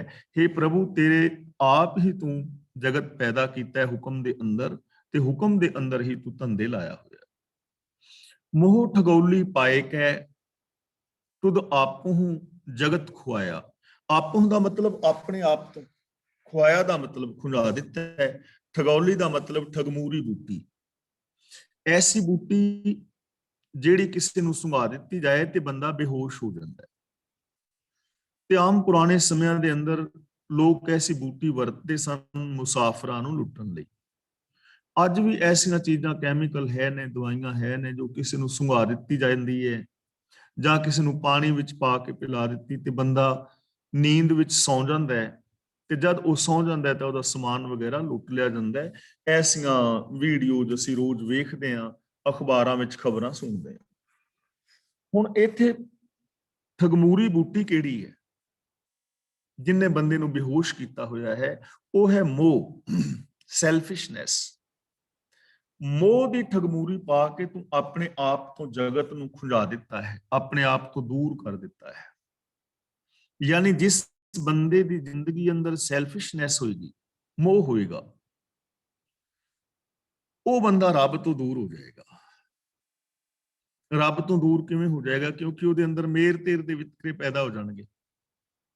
ਉਹ ਆਪਣੇ ਵਾਸਤੇ ਕੁਝ ਹੋਰ ਸੋਚੇਗਾ, ਦੂਜੇ ਵਾਸਤੇ ਵੱਖਰਾ ਸੋਚੇਗਾ। ਉਹਦੇ ਅੰਦਰ ਮੇਰ ਤੇਰ ਦੇ, ਆਪਣੇ ਪਰਾਏ ਦੇ ਵਿਤਕਰੇ ਹੋਣਗੇ। ਤੇ ਜਿਹਦੇ ਅੰਦਰ ਮੇਰ ਤੇਰ ਦੇ ਵਿਤਕਰੇ ਨੇ, ਉਹ ਰੱਬ ਤੋਂ ਦੂਰ ਹੈ ਨਾ। ਉਹਦੇ ਮਨ ਦੇ ਅੰਦਰ ਇਹ ਭਾਵਨਾ ਹੀ ਨਹੀਂ ਹੈ ਕਿ ਸਾਰਿਆਂ ਵਿੱਚ ਰੱਬ ਹੈ ਤੇ ਮੈਂ ਸਾਰਿਆਂ ਨਾਲ ਰੱਬ ਵਰਗਾ ਵਿਹਾਰ ਕਰਾਂ। ਜਦੋਂ ਬੰਦੇ ਦੇ ਅੰਦਰ ਸੈਲਫਿਸ਼ਨੈਸ ਪੈਦਾ ਹੁੰਦੀ ਹੈ, ਉਦੋਂ ਬੰਦਾ ਬੰਦੇ ਤੋਂ ਦੂਰ ਹੋ ਜਾਂਦਾ ਹੈ, ਔਰ ਬੰਦਾ ਗਫਲਤ ਦੀ ਨੀਂਦ ਵਿੱਚ ਸੌਂ ਜਾਂਦਾ ਹੈ। ਭਾਵ ਕਿ ਇਹਦੇ ਅੰਦਰ ਫਿਰ ਸੂਝ ਸਮਝ ਜਿਹੜੀ ਇਹਦੀ ਕੰਮ ਨਹੀਂ ਕਰਦੀ ਸਹੀ ਢੰਗ ਦੇ ਨਾਲ, ਫਿਰ ਇਹ ਗਿਆਨ ਦੀ ਗਲਤ ਵਰਤੋਂ ਕਰਦਾ ਹੈ, ਅਗਿਆਨਤਾ ਭਰੇ ਕਰਮ ਕਰਦਾ ਹੈ। ਤੇ ਅਗਿਆਨਤਾ ਭਰੇ ਕਰਮ ਕਰਨ ਦਾ ਮਤਲਬ ਹੀ ਸੌਣਾ ਹੈ। ਅਗਿਆਨਤਾ ਭਰੇ ਕਰਮ ਕਰਨਾ ਹੀ ਅਸਲ ਮਾਰਗ ਤੋਂ ਖੁੰਝ ਜਾਣਾ ਹੈ। ਜਦੋਂ ਬੰਦੇ ਦੇ ਅੰਦਰ ਸਵਾਰਥ ਹੋਏਗਾ, ਸੈਲਫਿਸ਼ਨੈਸ ਹੋਏਗੀ, ਉਹ ਬੰਦਾ ਸਹੀ ਮਾਰਗ ਤੋਂ ਖੁੰਝ ਜਾਏਗਾ, ਰੱਬ ਤੋਂ, ਰੱਬੀ ਗੁਣਾਂ ਤੋਂ ਦੂਰ ਚਲਾ ਜਾਏਗਾ। ਤਿਸਨਾ ਅੰਦਰ ਅਗਨ ਹੈ, ਨਹਿ ਤਿਪਤੈ ਭੁੱਖਾ ਧਿਆਇਆ। ਨਹਿ ਤਿਪਤੈ ਦਾ ਮਤਲਬ ਰੱਜਦਾ ਨਹੀਂ, ਸੈਟਿਸਫੈਕਸ਼ਨ ਨਹੀਂ ਉਹਦੇ ਵਿੱਚ ਹੁੰਦੀ, ਇਹਦੀ ਸੰਤੋਖ ਨਹੀਂ ਆਉਂਦਾ। ਤਿਸਨਾ ਅੰਦਰ ਅਗਨ ਹੈ, ਜਗਤ ਦੇ ਆਮ ਮਨੁੱਖਾਂ ਅੰਦਰ ਤ੍ਰਿਸ਼ਨਾ ਦੀ ਅੱਗ ਬਲ ਰਹੀ ਹੈ। ਨਹਿ ਤਿਪਤੈ, ਇਹ ਮਾਇਆ ਦੀ ਜਿਹੜੀ ਤ੍ਰੇਹ ਹੈ, ਇਹ ਉਤਰਦੀ ਨਹੀਂ, ਇਹਦੀ ਪਿਆਸ ਉਤਰਦੀ ਨਹੀਂ, ਇਹਦੀ ਭੁੱਖ ਉਤਰਦੀ ਨਹੀਂ। ਤ੍ਰੇਹ ਤੇ ਭੁੱਖ ਦਾ ਮਾਰਿਆ ਹੋਇਆ ਇਹ ਰੱਜਦਾ ਨਹੀਂ। ਜਿਵੇਂ ਭੁੱਖ ਲੱਗੀ ਹੋਏ ਨਾ, ਤੇ ਬੰਦਾ 2 ਪ੍ਰਸ਼ਾਦੇ ਛਕੇ, 3 ਛਕੇ ਰੱਜ ਜਾਂਦਾ ਹੈ। ਤੇ ਬੰਦੇ ਦੀ ਨਾ ਕਈ ਵਾਰੀ ਅਸੀਂ ਇੱਕ ਕਹਾਵਤ ਸੁਣਿਆ ਕਿ ਬੰਦੇ ਦਾ ਢਿੱਡ ਤੇ ਰੱਜ ਜਾਂਦਾ ਹੈ ਪਰ ਨੀਅਤ ਨਹੀਂ ਰੱਜਦੀ। ਨੀਅਤ ਨਹੀਂ ਰੱਜਦੀ ਬੰਦੇ ਦੀ। ਜਿੰਨਾ ਮਰਜੀ ਪੈਸਾ ਆ ਜਾਏ ਤੇ ਜਿਨ੍ਹਾਂ ਦੀ ਨੀਅਤ ਭੁੱਖੀ ਹੈ ਉਹਨਾਂ ਦੀ ਭੁੱਖੀ ਹੋਈ ਰਹਿਣੀ। ਜਿਵੇਂ ਇੱਲ ਹੈ ਨਾ, ਇੱਲ ਦੀ ਉਡਾਰੀ ਬੜੀ ਉੱਚੀ ਹੈ, ਫਿਰਦੀ ਫਿਰਦੀ ਦਹਿ ਦਿਸਾਂ ਵਨ ਪਰਬਤ, ਫਿਰਦੀ ਫਿਰਦੀ ਦਹਿ ਦਿਸਾਂ, ਕਿੰਨੇ 10 ਦਿਸ਼ਾਵਾਂ ਦੇ ਅੰਦਰ ਇੱਲ ਫਿਰਦੀ ਹੈ, ਉੱਡਦੀ ਹੈ ਉੱਚੇ ਆਕਾਸ਼ ਵਿੱਚ, ਉਡਾਰੀ ਬੜੀ ਉੱਚੀ ਹੈ। ਪਰ ਇੱਲ ਦੀ ਜਿਹੜੀ ਨਜ਼ਰ ਹੈ ਨਾ ਉਹ ਬੜੀ ਨੀਵੀਂ ਹੈ, ਨਜ਼ਰ ਨੀਵੀਂ ਹੈ। ਨਜ਼ਰ ਹੈ ਬੜੀ ਤੇਜ਼ ਪਰ ਹੈ ਬੜੀ ਨੀਵੀਂ। ਜਿੱਥੇ ਮ੍ਰਿਤਕ ਵੇਖਦੀ ਹੈ ਨਾ, ਕੋਈ ਮਰਿਆ ਡੰਗਰ ਵੇਖਦੀ ਹੈ, ਉੱਥੇ ਆਣ ਕੇ ਡਿੱਗਦੀ ਹੈ। ਇਸੇ ਤਰ੍ਹਾਂ ਆਮ ਜਿਹੜਾ ਬੰਦਾ ਹੈ ਨਾ, ਇਹਦੀਆਂ ਗੱਲਾਂ ਤੇ ਬੜੀਆਂ ਉੱਚੀਆਂ ਨੇ, ਬੜੀਆਂ ਉੱਚੀਆਂ ਗੱਲਾਂ ਕਰਦਾ ਹੈ, ਧਰਮ ਦੀਆਂ, ਰੱਬ ਦੇ ਮਿਲਾਪ ਦੀਆਂ, ਸਮਾਜ ਸੁਧਾਰ ਦੀਆਂ, ਪਰ ਨੀਅਤ ਇੰਨੀ ਮਾੜੀ ਹੈ, ਡਿੱਗਦਾ ਮਾੜੇ ਥਾਂ ਹੈ, ਬੇਗਾਨਾ ਹੱਕ ਖਾ ਜਾਂਦਾ ਹੈ, ਕਰੈਕਟਰ ਤੋਂ ਗਿਰ ਜਾਂਦਾ ਹੈ। ਤਾਂ ਗੁਰੂ ਜੀ ਕਹਿੰਦੇ ਨੇ ਜਿਸ ਦੇ ਅੰਦਰ ਤ੍ਰਿਸ਼ਨਾ ਦੀ ਅੱਗ ਹੈ, ਤ੍ਰਿਸ਼ਨਾ ਦੀ ਅੱਗ ਜਿਸ ਦੇ ਅੰਦਰ ਬਲ ਜਾਏ, ਉਹ ਭੁੱਖਾ ਤੇ ਆਇਆ ਹੀ ਰਹਿੰਦਾ ਹੈ। ਉਹਦੇ ਅੰਦਰ ਕਦੇ ਤ੍ਰਿਪਤੀ ਨਹੀਂ ਆਉਂਦੀ, ਕਦੇ ਸੰਤੋਖ ਨਹੀਂ ਆਉਂਦਾ, ਔਰ ਕਦੇ ਵੀ ਉਹ ਮਨੁੱਖ ਰਾਜਦਾ ਨਹੀਂ ਹੈ, ਸ਼ਾਂਤ ਨਹੀਂ ਹੁੰਦਾ। ਸਹਿਸਾ ਇਹ ਸੰਸਾਰ ਹੈ, ਮਰ ਜੰਮੈ ਆਇਆ ਜਾਇਆ। ਸਹਿਸਾ ਦਾ ਮਤਲਬ ਤੌਖਲਾ। ਇਹ ਜਗਤ ਹੀ ਇੱਕ ਤੌਖਲਾ ਹੈ, ਸੰਸਿਆਂ ਦੇ ਅੰਦਰ ਪਿਆ ਹੋਇਆ ਹੈ, ਸਹਿਮ ਦੇ ਅੰਦਰ ਪਿਆ ਹੋਇਆ ਹੈ। ਮਰ ਜੰਮੈ ਆਇਆ ਜਾਇਆ, ਆਇਆ ਜਾਇਆ ਦਾ ਮਤਲਬ ਆਉਂਦਾ ਹੈ ਤੇ ਚਲਾ ਜਾਂਦਾ ਹੈ, ਜੰਮਦਾ ਹੈ ਤੇ ਮਰ ਜਾਂਦਾ ਹੈ। ਹੁਣ ਬੰਦਾ ਜੰਮਿਆ, ਮੈਂ ਹੁਣ ਜੰਮਿਆ ਹਾਂ, ਮੇਰਾ ਜਨਮ ਹੋਇਆ ਹੈ, ਤੇ ਜਨਮ ਤੋਂ ਬਾਅਦ ਮੈਂ ਮਰ ਜਾਣਾ ਹੈ। ਜਾਂ ਇਹ ਸ਼ਬਦ ਵਰਤ ਲਓ ਕਿ ਮੈਂ ਆਇਆ ਹਾਂ ਜਗਤ ਤੇ ਮੈਂ ਇੱਥੋਂ ਚਲੇ ਜਾਣਾ ਹੈ। ਦੋਵੇਂ ਸ਼ਬਦ ਵਰਤੇ ਨੇ। ਬੰਦਾ ਆਉਂਦਾ ਹੈ, ਚਲਾ ਜਾਂਦਾ ਹੈ, ਜੰਮਦਾ ਹੈ, ਮਰ ਜਾਂਦਾ ਹੈ। ਭਾਵ ਕਿ ਬੰਦਾ ਇਸ ਸੰਸਾਰ ਤੇ ਆਉਂਦਾ ਹੈ ਔਰ ਮਰ ਜਾਂਦਾ ਹੈ, ਤੇ ਜਿਹੜਾ ਵਿੱਚ ਜੀਵਨ ਮਿਲਦਾ ਹੈ, ਸਮਾਂ ਮਿਲਦਾ ਹੈ, ਉਹ ਸਮੇਂ ਦੇ ਅੰਦਰ ਇਹ ਸੰਸਿਆਂ ਵਿੱਚ ਪਿਆ ਰਹਿੰਦਾ ਹੈ। ਆਮ ਬੰਦਾ ਸੰਸਿਆਂ ਵਿੱਚ ਹੀ ਪਿਆ ਹੈ ਨਾ, ਕਨਫਿਊਜ਼ ਹੀ ਹੈ ਕੀ ਕਰਨਾ ਤੇ ਕੀ ਨਹੀਂ ਕਰਨਾ। ਸਹਿਮ ਅੰਦਰ ਬਣਿਆ ਹੋਇਆ ਹੈ। ਕਿਸੇ ਦਾ ਸਿਹਤ ਗੁਆਚ ਜਾਣ ਦਾ ਸਹਿਮ ਹੈ, ਕਿਸੇ ਦਾ ਘਰ ਪਰਿਵਾਰ ਟੁੱਟ ਜਾਣ ਦਾ ਸਹਿਮ ਹੈ। ਕਿੰਨੇ ਸਹਿਮ ਔਰ ਕਿੰਨੇ ਸੰਸਿਆਂ ਦੇ ਅੰਦਰ ਬੰਦਾ ਜੀ ਰਿਹਾ ਹੈ, ਕਿਤੇ ਵੀ ਇਹ ਸਪਸ਼ਟ ਨਹੀਂ ਹੈ। ਤਾਂ ਗੁਰੂ ਜੀ ਕਹਿੰਦੇ ਨੇ ਕਿ ਬੰਦਾ ਸਾਰੀ ਜ਼ਿੰਦਗੀ ਤੌਖਲਿਆਂ ਦੇ ਵਿੱਚ ਹੀ ਪਿਆ ਰਹਿੰਦਾ ਹੈ, ਗਲਤ ਫਹਿਮੀ ਦੇ ਅੰਦਰ ਹੀ ਜ਼ਿੰਦਗੀ ਜੀਂਦਾ ਰਹਿੰਦਾ ਹੈ, ਆਉਂਦਾ ਹੈ ਤੇ ਚਲਾ ਜਾਂਦਾ ਹੈ। ਯਾਨੀ ਜੰਮਿਆ ਔਰ ਮਰ ਗਿਆ ਤੇ ਸਾਰੀ ਜ਼ਿੰਦਗੀ ਤੌਖਲਿਆਂ ਦੇ ਵਿੱਚ ਗੁਜ਼ਾਰ ਦਿੱਤੀ। ਹੁਣ ਇਹ ਜਿਹੜਾ ਮੋਹ ਹੈ, ਜੋ ਤੌਖਲੇ ਨੇ, ਸੈਲਫਿਸ਼ਨੈਸ ਹੈ, ਤ੍ਰਿਸ਼ਨਾ ਵਗੈਰਾ ਹੈ, ਪਕੜ ਜਿਹੜੀ ਹੈ, ਬਿਨ ਸਤਿਗੁਰ ਮੋਹ ਨਾ ਟੁੱਟਈ। ਗੁਰੂ ਦੀ ਸ਼ਰਨ ਵਿੱਚ ਆਉਣ ਤੋਂ ਬਿਨਾ ਇਹ ਮੋਹ ਟੁੱਟਦਾ ਨਹੀਂ। ਦੇਹ ਅਧਿਆਸ, ਦੇਹ ਦਾ ਮੋਹ, ਪਰਿਵਾਰ ਦਾ ਮੋਹ, ਸੰਸਾਰ ਦਾ ਮੋਹ ਟੁੱਟਦਾ ਨਹੀਂ ਹੈ। ਹੁਣ ਇਹਦਾ ਮਤਲਬ ਇਹ ਕਦਾਚਿਤ ਨਹੀਂ ਕਿ ਆਪਣੇ ਬੱਚਿਆਂ ਨਾਲ ਪਿਆਰ ਨਾ ਕਰੋ, ਘਰ ਦੇ ਜੀਆਂ ਨਾਲ, ਨਾਨਕੇ ਦਾਦਕਿਆਂ ਨਾਲ ਪਿਆਰ ਨਾ ਕਰੋ, ਸੱਜਣਾ ਮਿੱਤਰਾਂ ਨਾਲ ਪਿਆਰ ਨਾ ਪਾਓ। ਗੱਲ ਇਹ ਨਹੀਂ ਹੈ। ਮੋਹ ਦਾ ਮਤਲਬ ਇਹ ਹੈ ਕਿ ਆਪਣੇ ਪਰਿਵਾਰ ਦਾ ਵਿਕਾਸ ਕਰੋ, ਤੁਹਾਡਾ ਹੱਕ ਹੈ, ਫਰਜ਼ ਹੈ, ਕਰਨਾ ਚਾਹੀਦਾ ਹੈ, ਪਰ ਦੂਜੇ ਕਿਸੇ ਦੇ ਪਰਿਵਾਰ ਦਾ ਵਿਨਾਸ਼ ਕਰਕੇ ਨਹੀਂ। ਆਪਣੀ ਇੱਜ਼ਤ ਬਣਾਓ, ਇੱਜ਼ਤ ਵਾਲੀ ਜ਼ਿੰਦਗੀ ਜੀਵੋ, ਪਰ ਕਿਸੇ ਦੂਜੇ ਦੀ ਬੇਇੱਜ਼ਤੀ ਕਰਕੇ ਨਹੀਂ। ਆਪ ਜ਼ਿੰਦਗੀ ਜੀਵੋ, ਪਰ ਕਿਸੇ ਨੂੰ ਮੌਤ ਦੇ ਕੇ ਨਹੀਂ। ਆਪਣੇ ਮਹਿਲ ਬਣਾਓ, ਪਰ ਕਿਸੇ ਦੀ ਝੌਂਪੜੀ ਢਾ ਕੇ ਨਹੀਂ। ਆਪਣੇ ਰਾਹਾਂ ਵਿੱਚ ਫੁੱਲ ਬੀਜੋ, ਪਰ ਕਿਸੇ ਦੇ ਰਾਹਾਂ ਵਿੱਚ ਕੰਡੇ ਬੀਜ ਕੇ ਨਹੀਂ। ਇਹਨੂੰ ਕਹਿੰਦੇ ਨੇ ਮੋਹ, ਇਹਨੂੰ ਕਹਿੰਦੇ ਨੇ ਸੈਲਫਿਸ਼ਨੈਸ, ਇਹਨੂੰ ਕਹਿੰਦੇ ਨੇ ਪਕੜ। ਬਿਨ ਸਤਿਗੁਰ ਮੋਹ ਨਾ ਟੁੱਟਈ। ਗੁਰੂ ਗਿਆਨ ਤੋਂ ਬਿਨਾ, ਗੁਰੂ ਦੀ ਸ਼ਰਨ ਵਿੱਚ ਆਉਣ ਤੋਂ ਬਿਨਾ ਬੰਦੇ ਦੇ ਅੰਦਰੋਂ ਇਹ ਮੋਹ ਆਦਿ ਖਤਮ ਨਹੀਂ ਹੁੰਦਾ। ਸਭ ਥੱਕੇ ਕਰਮ ਕਮਾਇਆ, ਸਾਰੇ ਧਾਰਮਿਕ ਕਰਮ ਕਰ ਕਰਕੇ ਹਾਰ ਚੁੱਕੇ ਨੇ। ਜਿੰਨੇ ਵੀ ਮਿੱਥੇ ਹੋਏ ਕਰਮ ਨੇ ਉਹ ਕਰ ਕਰਕੇ ਹਾਰ ਗਏ ਨੇ। ਥੱਕੇ ਦਾ ਮਤਲਬ ਥੱਕ ਗਏ ਨੇ। ਔਰ ਸੰਸਾਰ ਵੱਲ ਵੇਖੋ, ਸਾਡੇ ਸਾਹਮਣੇ ਸ਼ੀਸ਼ਾ ਪ੍ਰਗਟ ਹੋ ਜਾਂਦਾ ਹੈ। ਕਿੰਨੇ ਲੋਕ ਤੀਰਥਾਂ ਤੇ ਨਹਾ ਰਹੇ ਨੇ। ਕੀ ਤੀਰਥਾਂ ਤੇ ਨਹਾ ਕੇ ਸੈਲਫਿਸ਼ਨੈਸ ਖਤਮ ਹੋਈ? किन्ने लोग वर्त रखते ने, नराते करते ने, श्राद्ध करते ने, किन्ने लोग जोतां जगा रहे ने, नदियां पूज रहे ने, रुख पूज रहे ने, बाबियां कोल जा रहे ने, देवी देवतियां कोल जा रहे ने, पाठ पूजा कर रहे ने, समाधियां ला रहे ने, मैडिटेशन ला रहे ने, माला फेर रहे ने, गुफावां विच वड़े हुए ने, भोरियां विच वड़े हुए ने, बाबे बन गए ने, लंबे लंबे चोले पा ले ने, ताकि सैल्फिशनेस खत्म हुई दुनिया च। मोह मुक्या? बिल्कुल भी नहीं। जिन्ना क मोह साडे अंदर है ना, ਸਾਡੇ ਨਾਲੋਂ 10 ਗੁਣਾ ਜ਼ਿਆਦਾ ਤਿਆਗੀ ਸਾਡੇ ਬਾਬਿਆਂ ਦੇ ਵਿੱਚ। ਸਾਡਾ ਤੇ ਇੱਕ ਨਿੱਕਾ ਜਿਹਾ ਘਰ ਹੈ ਤੇ ਉਹ ਸਾਡਾ ਹੱਕ ਵੀ ਹੈ, ਸਾਡਾ ਫਰਜ਼ ਵੀ ਹੈ। ਗ੍ਰਸਤੀ ਦੇ ਕੋਲ 2 3 4 ਬੈਡਰੂਮ ਵਾਲਾ ਘਰ ਚਾਹੀਦਾ ਹੀ ਹੈ, ਕਿਉਂਕਿ ਉਹਦੇ ਆਪਣੇ ਬੱਚੇ ਨੇ, ਉਹਨੇ ਪਾਲਨੇ ਨੇ, ਉਹ ਕਿਰਤ ਕਰ ਰਿਹਾ ਹੈ। ਲੇਕਿਨ ਬਾਬਿਆਂ ਕੋਲ ਤੇ ਦੇਖ ਲਓ 900 ਕਿੱਲਾ ਜ਼ਮੀਨ, ਪੈਟਰੋਲ ਪੰਪ, ਤੇ ਬੜੇ ਮਾਣ ਦੇ ਨਾਲ ਫਿਰ ਉਹ ਚੇਲੇ ਦਿਖਾਉਂਦੇ ਨੇ, ਸਾਡੇ ਬਾਬੇ ਦੇ ਇੰਨੇ ਪੈਟਰੋਲ ਪੰਪ ਨੇ, ਇੰਨੇ ਸਕੂਲ ਕਾਲਜ ਬਣਾਏ ਨੇ, ਏਡਾ ਵੱਡਾ ਡੇਰਾ ਹੈ, 800-900 ਕਿੱਲਾ ਜ਼ਮੀਨ ਹੈ। ਤੇ ਬਾਬਾ ਜੀ ਹੈ ਕੌਣ ਨੇ? ਤਿਆਗੀ, ਬਿਲਕੁਲ ਤਿਆਗੀ। ਆ ਤੁਸੀਂ ਦੇਖਿਆ ਹੋਣਾ ਇੱਕ ਬਾਬੇ ਦੀ ਫੋਟੋ, ਇੱਕ ਦਿਨ ਮੈਂ ਆਪਣੇ ਸਟੇਟਸ ਤੇ ਵੀ ਪਾਈ ਸੀ। ਸੋਨਾ ਹੈ, ਬਾਹਾਂ ਦੇ ਉੱਤੇ 10 ਦੀਆਂ 10 ਛਾਪਾਂ ਪਾਈਆਂ ਹੋਈਆਂ ਨੇ, ਗਲ ਦੇ ਵਿੱਚ ਜੰਜੀਰੀਆਂ, ਮੇਰੇ ਖਿਆਲ 2-2.5 ਕਿਲੋ ਦੇ ਕਰੀਬ 3 ਕਿਲੋ ਸੋਨਾ ਪਾਇਆ ਹੋਇਆ ਤੇ ਐਦਾਂ ਵਿਖਾ ਰਿਹਾ ਹੈ। ਤੇ ਉਹ ਕੌਣ ਹੈ? ਤਿਆਗੀ। ਤਾਂ ਕਿ ਮੋਹ ਟੁੱਟ ਗਿਆ ਜਟਾਂ ਵਧਾ ਕੇ, ਪੀਲੇ ਕੱਪੜੇ ਪਾ ਕੇ, ਚਿੱਟੇ ਕੱਪੜੇ ਪਾ ਕੇ, ਸਮਾਧੀਆਂ ਲਾ ਕੇ, ਮੈਡੀਟੇਸ਼ਨ ਕਰਕੇ, ਗ੍ਰਸਤ ਨੂੰ ਛੱਡ ਕੇ ਕੀ ਮੋਹ ਟੁੱਟ ਗਿਆ? ਮੋਹ ਤੇ ਹੋਰ 10 ਗੁਣਾ ਵਧਿਆ ਹੈ। ਤਾਂ ਗੁਰੂ ਜੀ ਕਹਿੰਦੇ ਨੇ ਬਿਨ ਸਤਿਗੁਰ ਮੋਹ ਨਾ ਟੁੱਟਈ।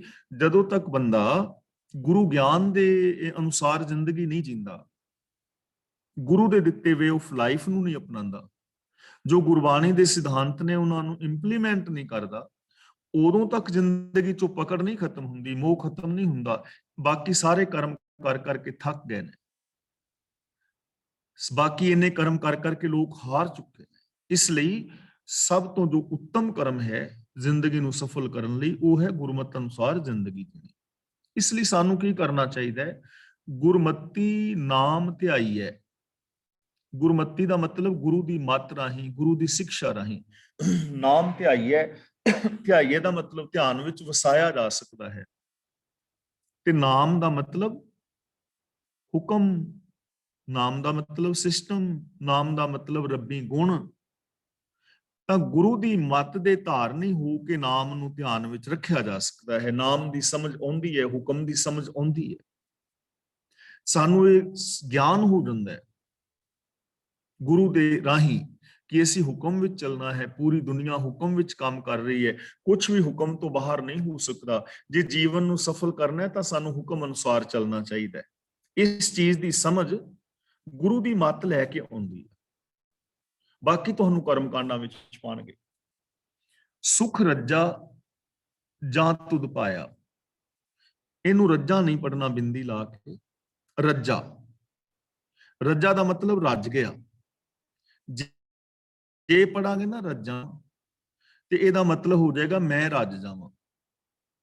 ਰੱਜਾ, ਰੱਜ ਗਿਆ। ਸੁਖ ਦੇ ਖੱਖੇ ਨਾਲ ਸਿਹਾਰੀ ਹੈ, ਸੁਖ ਵਿੱਚ। ਰੱਜਾ ਦਾ ਮਤਲਬ ਰੱਜ ਗਿਆ। ਤਾਂ ਜੋ ਪ੍ਰਭੂ ਦਾ ਹੁਕਮ ਹੈ, ਗੁਰੂ ਦੀ ਸਿੱਖਿਆ ਰਾਹੀਂ ਧਿਆਨ ਵਿੱਚ ਟਿਕ ਸਕਦਾ ਹੈ, ਜਾਂ ਧਿਆਨ ਪ੍ਰਭੂ ਦੇ ਹੁਕਮ ਵਿੱਚ ਟਿਕ ਸਕਦਾ ਹੈ। ਤੇ ਜਦੋਂ ਪ੍ਰਭੂ ਨੂੰ ਭਾ ਜਾਏ, ਜਦੋਂ ਪ੍ਰਭੂ ਦੇ ਭਾਣੇ ਵਿੱਚ ਬੰਦਾ ਤੁਰੇ, ਤਾਂ ਸੁਖ ਵਿੱਚ ਟਿਕ ਕੇ ਰੱਜ ਜਾਂਦਾ ਹੈ, ਤ੍ਰਿਪਤ ਹੋ ਜਾਂਦਾ ਹੈ, ਫਿਰ ਮੋਹ ਖਤਮ ਹੋ ਜਾਂਦਾ ਹੈ, ਸੈਟਿਸਫੈਕਸ਼ਨ, ਸੈਟਿਸਫਾਈ ਹੋ ਜਾਂਦਾ ਹੈ। ਕਦੋਂ? ਜਦੋਂ ਗੁਰੂ ਦੀ ਮੱਤ ਤੇ ਚੱਲ ਕੇ ਰੱਬੀ ਰਜਾ ਵਿੱਚ ਤੁਰਦਾ ਹੈ।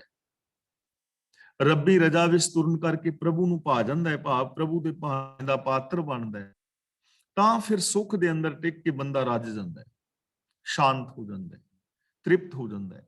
ਜਦੋਂ ਸਮਝ ਆ ਜਾਏ ਨਾ ਕਿ ਇਹ ਸਾਰਾ ਕੁਝ ਸਿਸਟਮ ਦੇ ਵਿੱਚ ਹੈ, ਸਿਸਟਮ ਤੋਂ ਬਾਹਰ ਮੈਂ ਕੁਝ ਨਹੀਂ ਕਰ ਸਕਦਾ, ਜੋ ਕੁਝ ਮੈਨੂੰ ਮਿਲਿਆ ਹੈ ਇਹ ਸਾਰਾ ਸਿਸਟਮ ਦੇ ਵਿੱਚ ਮਿਲਿਆ ਹੈ, ਤੇ ਜੇ ਮੈਂ ਅੱਗੇ ਵੀ ਐਵੇਂ ਹੀ ਜੀਵਾਂਗਾ ਤੇ ਇੰਨਾ ਕੁਝ ਮਿਲੇਗਾ ਜੋ ਹੁਣ ਤੱਕ ਮਿਲਿਆ ਹੈ।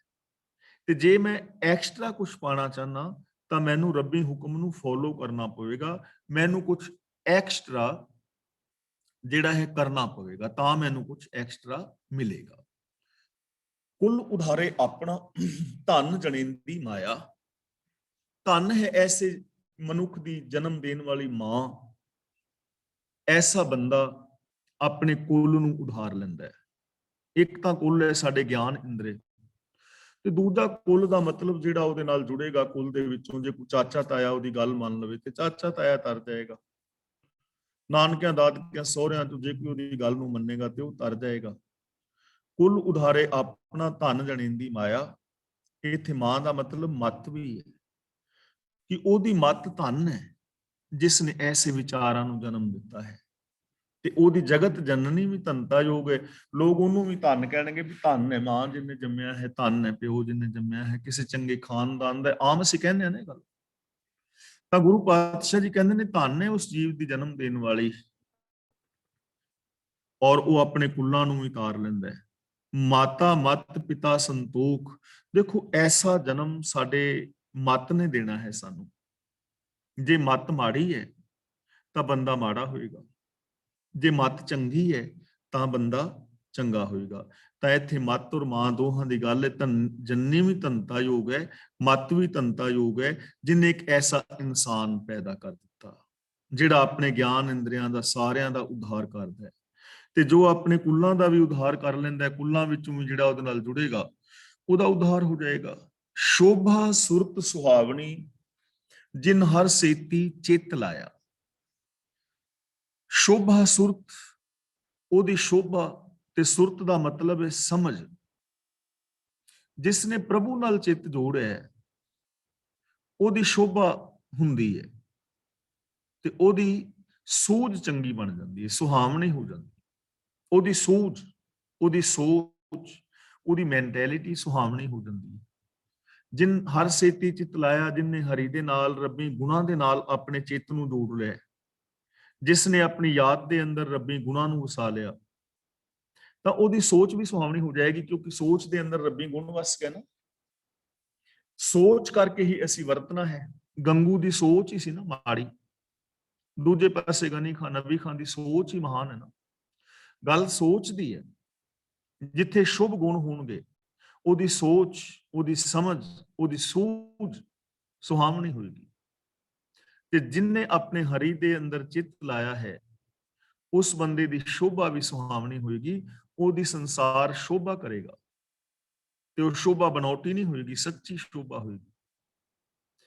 ਹੁਣ ਭਾਈ ਮਤੀ ਦਾਸ, ਭਾਈ ਸਤੀ ਦਾਸ ਦੀ ਸ਼ੋਭਾ ਬਣਾਉਟੀ ਨਹੀਂ ਹੈ, ਸੱਚੀ ਹੈ।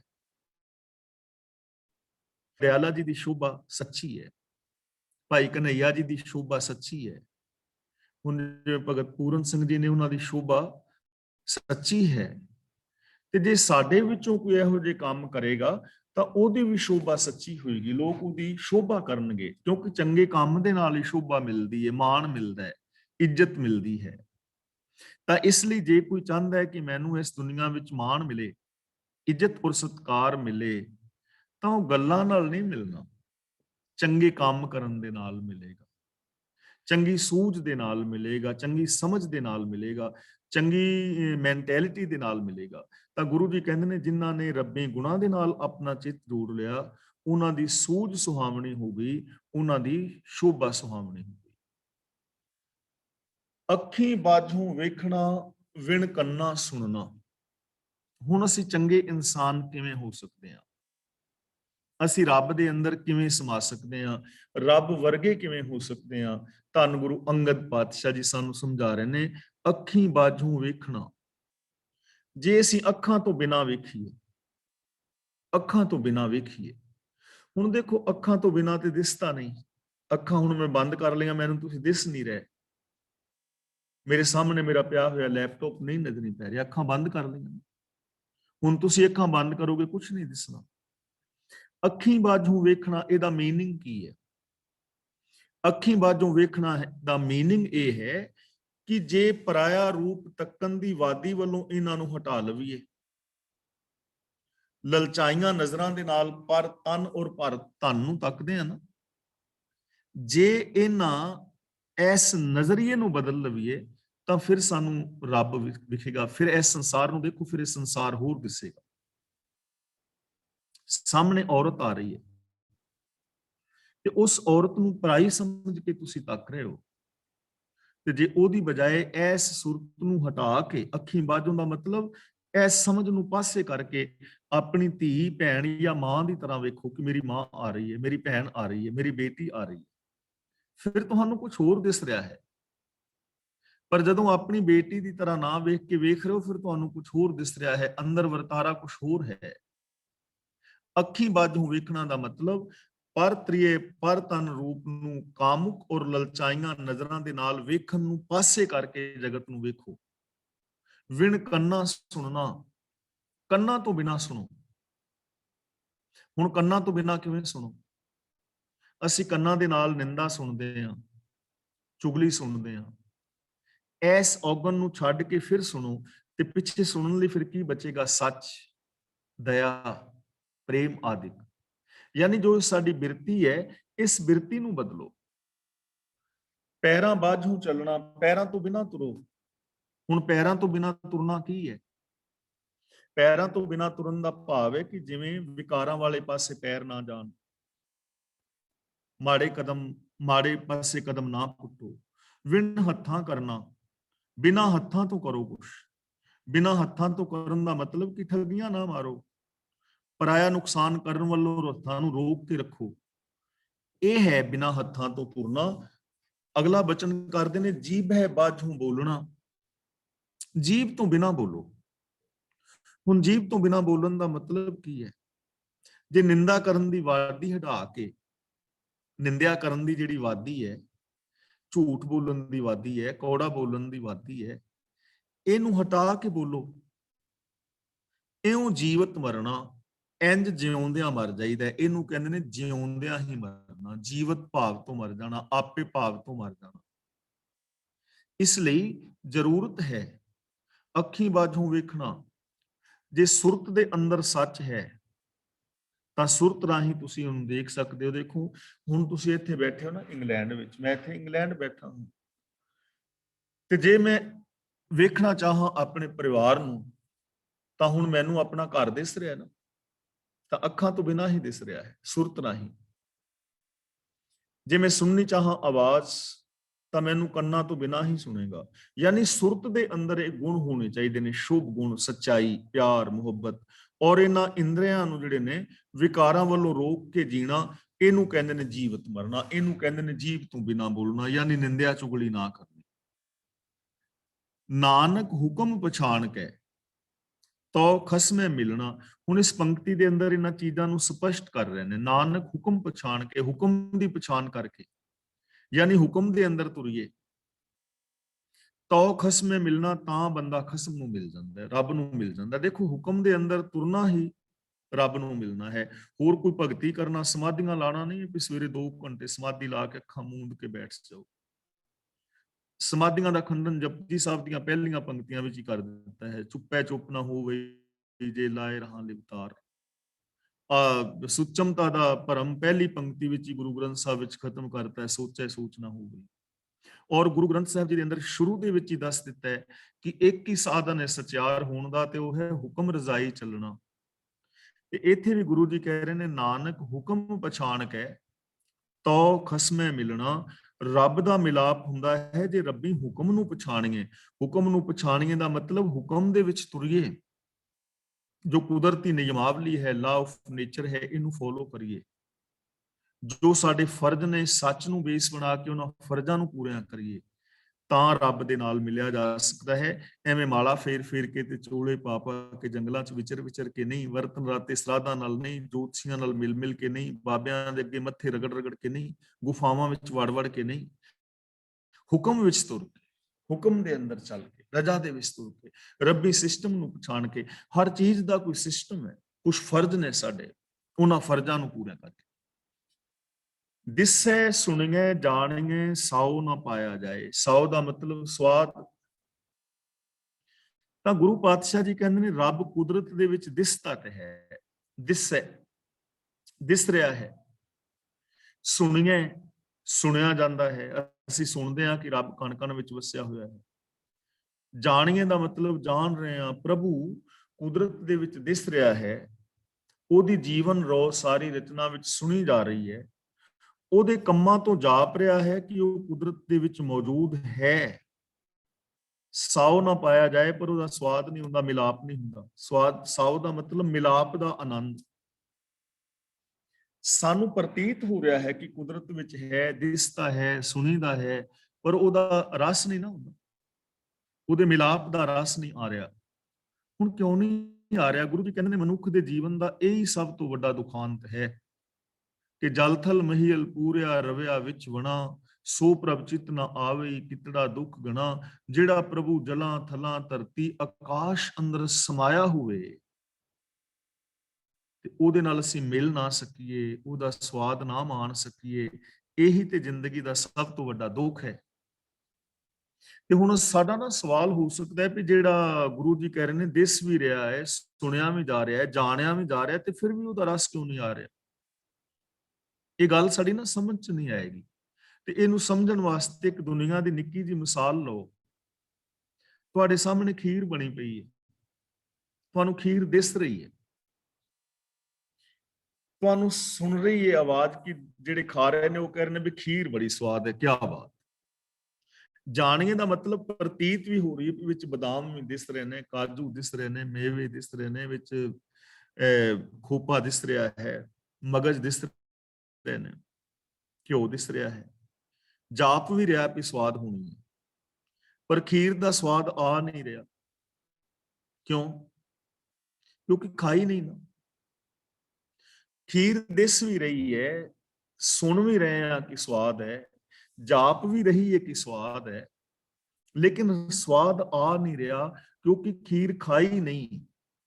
ਖੀਰ ਦਾ ਚਮਚਾ ਭਰ ਕੇ ਮੂੰਹ ਚ ਪਾਓਗੇ ਤੇ ਸਵਾਦ ਆਏਗਾ। ਇਸੇ ਤਰ੍ਹਾਂ ਰੱਬੀ ਗੁਣ ਦਿਸਦੇ ਰਹੇ ਨੇ ਕਿ ਸੱਚ ਇਸ ਦੁਨੀਆ ਵਿੱਚ ਹੈ, ਦਇਆ ਹੈ, ਇਹ ਚੀਜ਼ ਸੁਣ ਵੀ ਰਹੇ ਆ, ਜਾਪ ਵੀ ਰਹੀ ਹੈ ਕਿ ਹਰ ਇੱਕ ਦੇ ਅੰਦਰ ਇਹ ਗੁਣ ਹੈ ਨੇ, ਪਰ ਸਾਉ ਨਾ ਪਾਇਆ ਜਾਏ, ਇਹਨਾਂ ਗੁਣਾਂ ਦਾ ਸਵਾਦ ਨਹੀਂ ਆ ਰਿਹਾ, ਆਨੰਦ ਨਹੀਂ ਆ ਰਿਹਾ, ਕਿਉਂਕਿ ਸੱਚ ਅਸੀਂ ਬੋਲ ਨਹੀਂ ਰਹੇ ਨਾ। ਅਸੀਂ ਕਹਿ ਤੇ ਰਹੇ ਹਾਂ ਸਭ ਮੈਂ ਜੋਤ ਜੋਤ ਹੈ ਸੋਏ, ਅਸੀਂ ਵੇਖ ਰਹੇ ਹਾਂ ਜੋ ਦਿਸੈ ਸੋ ਤੇਰਾ ਰੂਪ, ਕਹਿ ਵੀ ਰਹੇ ਹਾਂ, ਲੇਕਿਨ ਅਸੀਂ ਵਿਹਾਰ ਨਹੀਂ ਇੱਕ ਦੂਜੇ ਨਾਲ ਰੱਬ ਵਰਗਾ ਕਰ ਰਹੇ। ਤੇ ਜਦੋਂ ਵਿਹਾਰ ਨਹੀਂ ਕਰ ਰਹੇ ਤੇ ਫਿਰ ਮਜ਼ਾ ਕਿਵੇਂ ਆਏਗਾ, ਸਵਾਦ ਕਿਵੇਂ ਆਏਗਾ, ਰਸ ਕਿਵੇਂ ਆਏਗਾ, ਸੁੱਖ ਕਿਵੇਂ ਮਿਲੇਗਾ? ਰਸ ਤੇ ਉਸ ਚੀਜ਼ ਦਾ ਆਉਣਾ ਨਾ ਜੋ ਅਸੀਂ ਕੰਮ ਕਰਾਂਗੇ। ਤੇ ਹੁਣ ਗੁਰੂ ਪਾਤਸ਼ਾਹ ਤੋਂ ਪੁੱਛੀਏ ਵੀ ਰਸ ਕਿਉਂ ਨਹੀਂ ਹੁੰਦਾ, ਉਹਦੇ ਨਾਲ ਮਿਲ ਕਿਉਂ ਨਹੀਂ ਪਾ ਰਿਹਾ ਜਿਹੜਾ ਜਗਤ ਦੇ ਵਿੱਚ ਵਿਆਪਕ ਹੈ? ਤਾਂ ਗੁਰੂ ਜੀ ਕਹਿੰਦੇ ਨੇ ਰੂਹਲਾ ਟੁੰਡਾ ਅੰਧੁਲਾ ਕਿਉਂ ਗੱਲ ਲੱਗੈ ਤਾਏ। ਰੂਹਲਾ ਦਾ ਮਤਲਬ ਲੂਲਾ, ਬੰਦਾ ਲੂਲਾ ਹੋਏ, ਪੈਰ ਦੋਵੇਂ ਨਾ ਕੰਮ ਕਰਦੇ ਹੋਣ। ਟੁੰਡਾ ਦਾ ਮਤਲਬ ਦੋਵੇਂ ਹੱਥ ਨਾ ਹੋਣ, ਬਾਹਾਂ ਵੀ ਨਾ ਹੋਣ ਦੋਵੇਂ, ਤੇ ਅੰਨਾ ਵੀ ਹੋਵੇ। ਤੇ ਕੀ ਇਹੋ ਜਿਹਾ ਬੰਦਾ ਦੌੜ ਕੇ ਕਿਸੇ ਤੇ ਗੱਲ ਲੱਗ ਸਕਦਾ? ਬੰਦੇ ਦੀਆਂ ਦੋਵੇਂ ਲੱਤਾਂ ਵੀ ਨਾ ਹੋਣ, ਦੋਵੇਂ ਬਾਹਾਂ ਵੀ ਨਾ ਹੋਣ, ਅੱਖਾਂ ਵੀ ਨਾ ਹੋਣ, ਤੇ ਕੀ ਇਹੋ ਜਿਹਾ ਬੰਦਾ ਕਿਸੇ ਤੇ ਗੱਲ ਲੱਗ ਸਕਦਾ? ਤਾਂ ਉੱਤਰ ਹੋਏਗਾ ਨਹੀਂ। ਤਾਂ ਗੁਰੂ ਜੀ ਕਹਿੰਦੇ ਨੇ ਬੰਦਾ ਤਾਂ ਨਹੀਂ ਰੱਬ ਦੇ ਨਾਲ ਮਿਲ ਰਿਹਾ ਕਿਉਂਕਿ ਇਹ ਟੁੰਡਾ ਹੈ, ਇਹਦੀਆਂ ਬਾਹਾਂ ਹੈ ਨਹੀਂ, ਇਹਦੇ ਪੈਰ ਹੈ ਨਹੀਂ, ਇਹਦੀਆਂ ਅੱਖਾਂ ਹੈ ਨਹੀਂ, ਤਾਂ ਕਰਕੇ ਇਹ ਰੱਬ ਦੇ ਨਾਲ ਨਹੀਂ ਮਿਲ ਪਾ ਰਿਹਾ। ਤੇ ਬੰਦਾ ਕਹਿੰਦਾ ਗੁਰੂ ਜੀ ਤੁਹਾਨੂੰ ਭੁਲੇਖਾ ਲੱਗਾ, ਮੇਰੀਆਂ ਅੱਖਾਂ ਤੇ ਹੈ ਨੇ, ਹੁਣ ਤੇ ਮੇਰੀਆਂ ਅੱਖਾਂ ਬੜੀਆਂ ਤੇਜ਼ ਨੇ, ਮੈਂ ਤੇ ਐਸੀਆਂ ਇਲੈਕਟ੍ਰੋਨਿਕ ਦੂਰਬੀਨਾਂ ਬਣਾ ਲਈਆਂ ਨੇ ਕਿ ਕਈ ਮਿਲੀਅਨ ਟ੍ਰਿਲੀਅਨ ਲਾਈਟ ਈਅਰ ਤੱਕ ਮੈਂ ਇਸ ਬ੍ਰਹਿਮੰਡ ਨੂੰ ਵੇਖਣ ਜੋਗਾ ਹੋ ਗਿਆ। ਤੇ ਟੁੰਡਾ ਕਿੱਥੇ? ਹੁਣ ਤੇ ਮੇਰੀਆਂ ਹੱਥਾਂ ਦੀ ਪਕੜ ਬੜੀ ਦੂਰ ਤੱਕ ਪਹੁੰਚ ਗਈ, ਹੁਣ ਤਾਂ ਮੈਂ ਇੱਥੇ ਬੈਠਾ ਹੀ ਕਈ ਥਾਵਾਂ ਤੇ ਪਹੁੰਚ ਸਕਦਾ ਹਾਂ। ਮੇਰੇ ਪੈਰਾਂ ਦੀ ਸਪੀਡ ਬੜੀ ਹੈ, ਹਵਾਈ ਜਹਾਜ਼ ਰਾਹੀਂ ਮੈਂ ਤੇ ਰਾਕਟ ਬਣਾ ਲੈਣੇ ਜਿਹੜੇ ਚੰਦਰਮਾ ਦੇ ਉੱਤੇ ਜਾ ਰਹੇ। ਤਾਂ ਗੁਰੂ ਜੀ ਕਹਿੰਦੇ ਨੇ ਇਹ ਪੈਰ ਇਹ ਹੱਥ ਨਹੀਂ। ਜੇ ਰੱਬ ਦੇ ਨਾਲ ਮਿਲਣਾ ਚਾਹੁੰਦਾ ਤੇ ਤੇਰੇ ਕੋਲ ਪੈਰ ਚਾਹੀਦੇ ਨੇ, ਤੂੰ ਟੁੰਡਾ ਹੈ, ਰੂਲਾ ਹੈ, ਲੂਲਾ ਹੈ, ਭੈ ਕੇ ਚਰਨ। ਰੱਬ ਨੂੰ ਮਿਲਣ ਵਾਸਤੇ ਅਦਬ ਦੇ ਪੈਰ ਚਾਹੀਦੇ ਨੇ। ਤੇਰੀ ਜ਼ਿੰਦਗੀ ਵਿੱਚ ਅਦਬ ਨਹੀਂ ਹੈ, ਲੂਲਾ ਹੈ ਤੂੰ, ਅਦਬ ਨਹੀਂ ਨਾ ਜ਼ਿੰਦਗੀ 'ਚ। ਦੇਖੋ ਇਹ ਦੁਨੀਆ ਦੇ ਅੰਦਰ ਭੈਣ ਭਰਾਵਾਂ ਦਾ, ਮਾਂ-ਬਾਪ ਦਾ, ਗੁਰੂ ਦਾ, ਰੱਬ ਦਾ ਅਦਬ ਨਹੀਂ ਨਾ ਰਿਹਾ। ਅਸੀਂ ਸਿੱਖ ਹੋਣ ਦੇ ਨਾਤੇ ਜੇ ਸਾਡੇ ਵਿੱਚ ਗੁਰੂ ਦਾ ਅਦਬ ਹੁੰਦਾ ਤਾਂ ਸਿੱਖਾਂ ਦੇ ਵਿੱਚ ਬਾਬਾਵਾਦ ਪੈਦਾ ਨਹੀਂ ਸੀ ਹੋਣਾ, ਕਿਉਂਕਿ ਗੁਰੂ ਦਾ ਅਦਬ ਹੁੰਦਾ। ਸਿੱਖ ਗੁਰੂ ਅੱਗੇ ਝੁਕਦਾ, ਸਿੱਖ ਗੁਰੂ ਅੱਗੇ ਆਪਣੀਆਂ ਗੱਦੀਆਂ ਲਾ ਕੇ ਕਿਵੇਂ ਬਹਿ ਸਕਦਾ ਜੇ ਅਦਬ ਹੋਵੇ? ਜੇ ਗੁਰੂ ਦਾ ਸਤਿਕਾਰ ਮਨ ਦੇ ਅੰਦਰ ਪਿਆਰ ਹੋਵੇ ਤਾਂ ਉਹ ਕਿਸੇ ਬਾਬੇ ਅੱਗੇ ਕਿਉਂ ਜਾ ਕੇ ਸਿਰ ਸੁੱਟੇਗਾ? ਜੇ ਗੁਰੂ ਦਾ ਅਦਬ ਹੋਵੇ ਤਾਂ ਉਹ ਬੰਦਾ ਨਸ਼ੇ ਕਿਉਂ ਵਰਤੇਗਾ, ਝੂਠ ਕਿਉਂ ਬੋਲੇਗਾ? ਅਦਬ ਨਹੀਂ ਹੈ ਨਾ। ਜੇ ਸਾਡੇ ਅੰਦਰ ਆਪਸੀ ਅਦਬ ਹੁੰਦਾ, ਇੱਕ ਦੂਜੇ ਦਾ ਰਿਸ਼ਤੇ ਕਿਉਂ ਟੁੱਟਦੇ? ਤਾਂ ਗੁਰੂ ਜੀ ਕਹਿੰਦੇ ਨੇ ਭੈ ਕੇ ਚਰਨ, ਜੇ ਰੱਬ ਨਾਲ ਮਿਲਣਾ ਚਾਹੁੰਦਾ ਹੈ ਤਾਂ ਆਪਣੀ ਜ਼ਿੰਦਗੀ ਅੰਦਰ ਅਦਬ ਦੇ ਪੈਰ ਬਣਾ, ਅਦਬ ਦੇ ਪੈਰਾਂ ਨਾਲ ਦੂਜੇ ਤੱਕ ਜਾਇਆ ਜਾਏਗਾ ਮਿਲਣ ਲਈ। ਕਰ ਭਾਵ ਕੇ, ਇੱਥੇ ਕਰ ਦਾ ਮਤਲਬ ਹੈ ਹੱਥ, ਭਾਵ ਕੇ ਦਾ ਮਤਲਬ ਪਿਆਰ ਦੇ, ਪਿਆਰ ਦੇ ਹੱਥ ਬਣਾ। ਜੇ ਗਲਵੱਕੜੀ ਵਿੱਚ ਲੈਣਾ ਚਾਹੁੰਦਾ ਤੇ ਇਹਨਾਂ ਬਾਹਾਂ ਨਾਲ ਉਹਨੇ ਗਲਵੱਕੜੀ 'ਚ ਨਹੀਂ ਆਉਣਾ। ਪਿਆਰ ਚਾਹੀਦਾ ਜ਼ਿੰਦਗੀ ਵਿੱਚ, ਰੱਬੀ ਗੁਣਾਂ ਨਾਲ ਪ੍ਰੀਤ ਪਾ, ਮਨੁੱਖਤਾ ਦੇ ਨਾਲ ਪਿਆਰ ਪਾ। ਲੋਇਣ ਸੁਰਤ ਕਰੇ, ਲੋਇਣ ਦਾ ਮਤਲਬ ਅੱਖਾਂ, ਇਹਨਾਂ ਅੱਖਾਂ ਨਾਲ ਨਹੀਂ ਦਿਸਣਾ। ਸੁਰਤ ਹੋਣੀ ਚਾਹੀਦੀ ਹੈ, ਸੂਝ। ਤੇਰੀ ਸੁਰਤ ਦੇ ਅੰਦਰ ਸੱਚ ਹੋਵੇ, ਸੁਰਤ ਦੇ ਨਾਲ ਵੇਖ ਕੇ ਸਾਹਮਣੇ ਬੰਦੇ ਦੇ ਅੰਦਰ ਰੱਬ ਹੈ। ਸੁਰਤ ਨੂੰ ਅੱਖਾਂ ਬਣਾ। ਨਾਨਕ ਕਹਿ ਸਿਆਣੀਏ ਇਵ ਕੰਤ ਮਿਲਾਵਾ ਹੋਏ। ਗੁਰੂ ਜੀ ਕਹਿੰਦੇ ਨੇ, ਹੇ ਸਿਆਣੀ ਜੀਵ ਇਸਤਰੀਏ, ਐਵੇਂ ਪਤੀ ਦੇ ਨਾਲ ਮਿਲਾਪ ਹੁੰਦਾ ਹੈ, ਰੱਬ ਦੇ ਨਾਲ ਮਿਲਾਪ ਹੁੰਦਾ ਹੈ।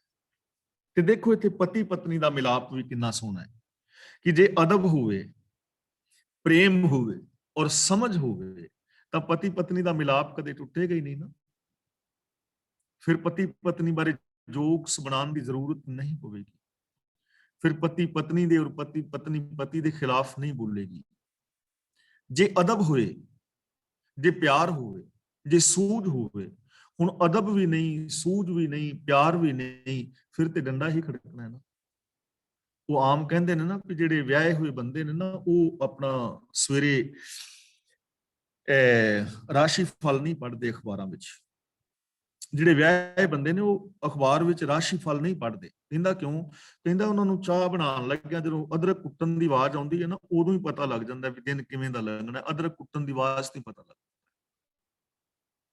ਵੀ ਅਦਰਕ ਕਿਵੇਂ ਕੁੱਟਿਆ ਜਾ ਰਿਹਾ।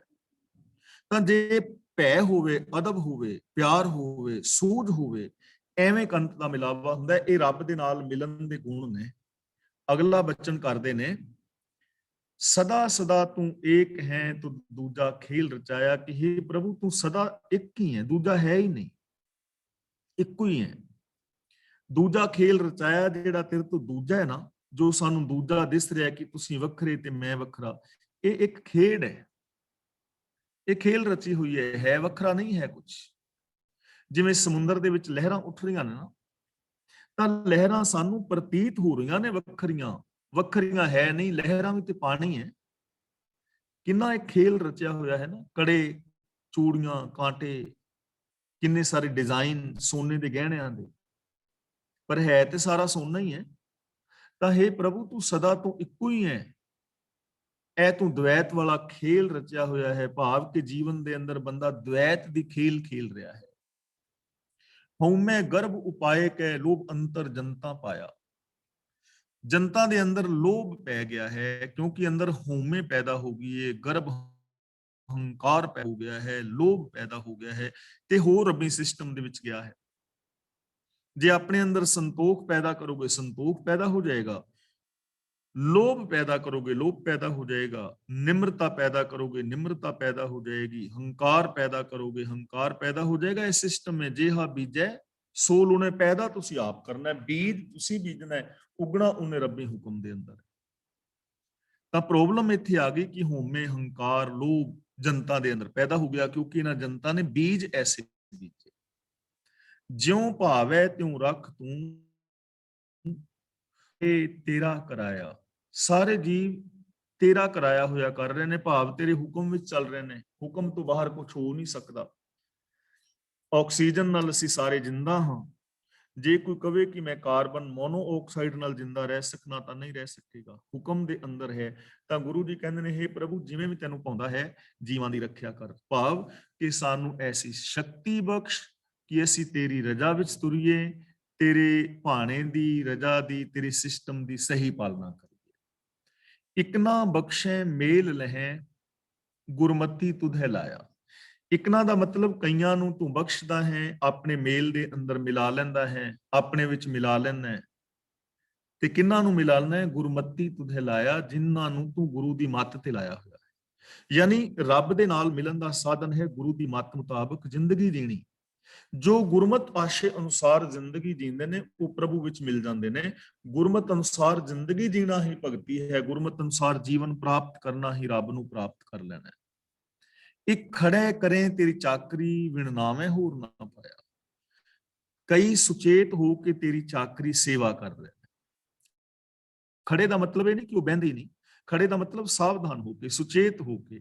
ਚਾਕਰੀ ਦਾ ਮਤਲਬ ਤੇਰੇ ਹੁਕਮ ਵਿੱਚ ਤੁਰ ਰਹੇ ਨੇ, ਤੇਰੀ ਸੇਵਾ ਕਰ ਰਹੇ ਨੇ, ਤੇਰੀ ਰਜ਼ਾ ਵਿੱਚ ਤੁਰ ਰਹੇ ਨੇ। ਵਿਣ ਨਾਵੇਂ ਹੋਰ ਨਾ ਪਾਇਆ, ਨਾਵੇਂ ਦਾ ਮਤਲਬ ਹੁਕਮ। ਉਹਨਾਂ ਨੂੰ ਨਾਮ ਤੋਂ ਬਿਨਾ, ਹੁਕਮ ਤੋਂ ਬਿਨਾ ਹੋਰ ਕੋਈ ਚੀਜ਼ ਚੰਗੀ ਨਹੀਂ ਲੱਗਦੀ। ਵਰਤਨ ਰਾਤ ਤੇ ਸਰਾਧ ਕਰਮਕਾਂਡ ਉਹਨਾਂ ਨੂੰ ਚੰਗੇ ਨਹੀਂ ਲੱਗਦੇ। ਉਹਨਾਂ ਨੂੰ ਸਮਝ ਹੈ ਕਿ ਹੁਕਮ ਹੀ ਸਭ ਤੋਂ ਉੱਤਮ ਚੀਜ਼ ਹੈ।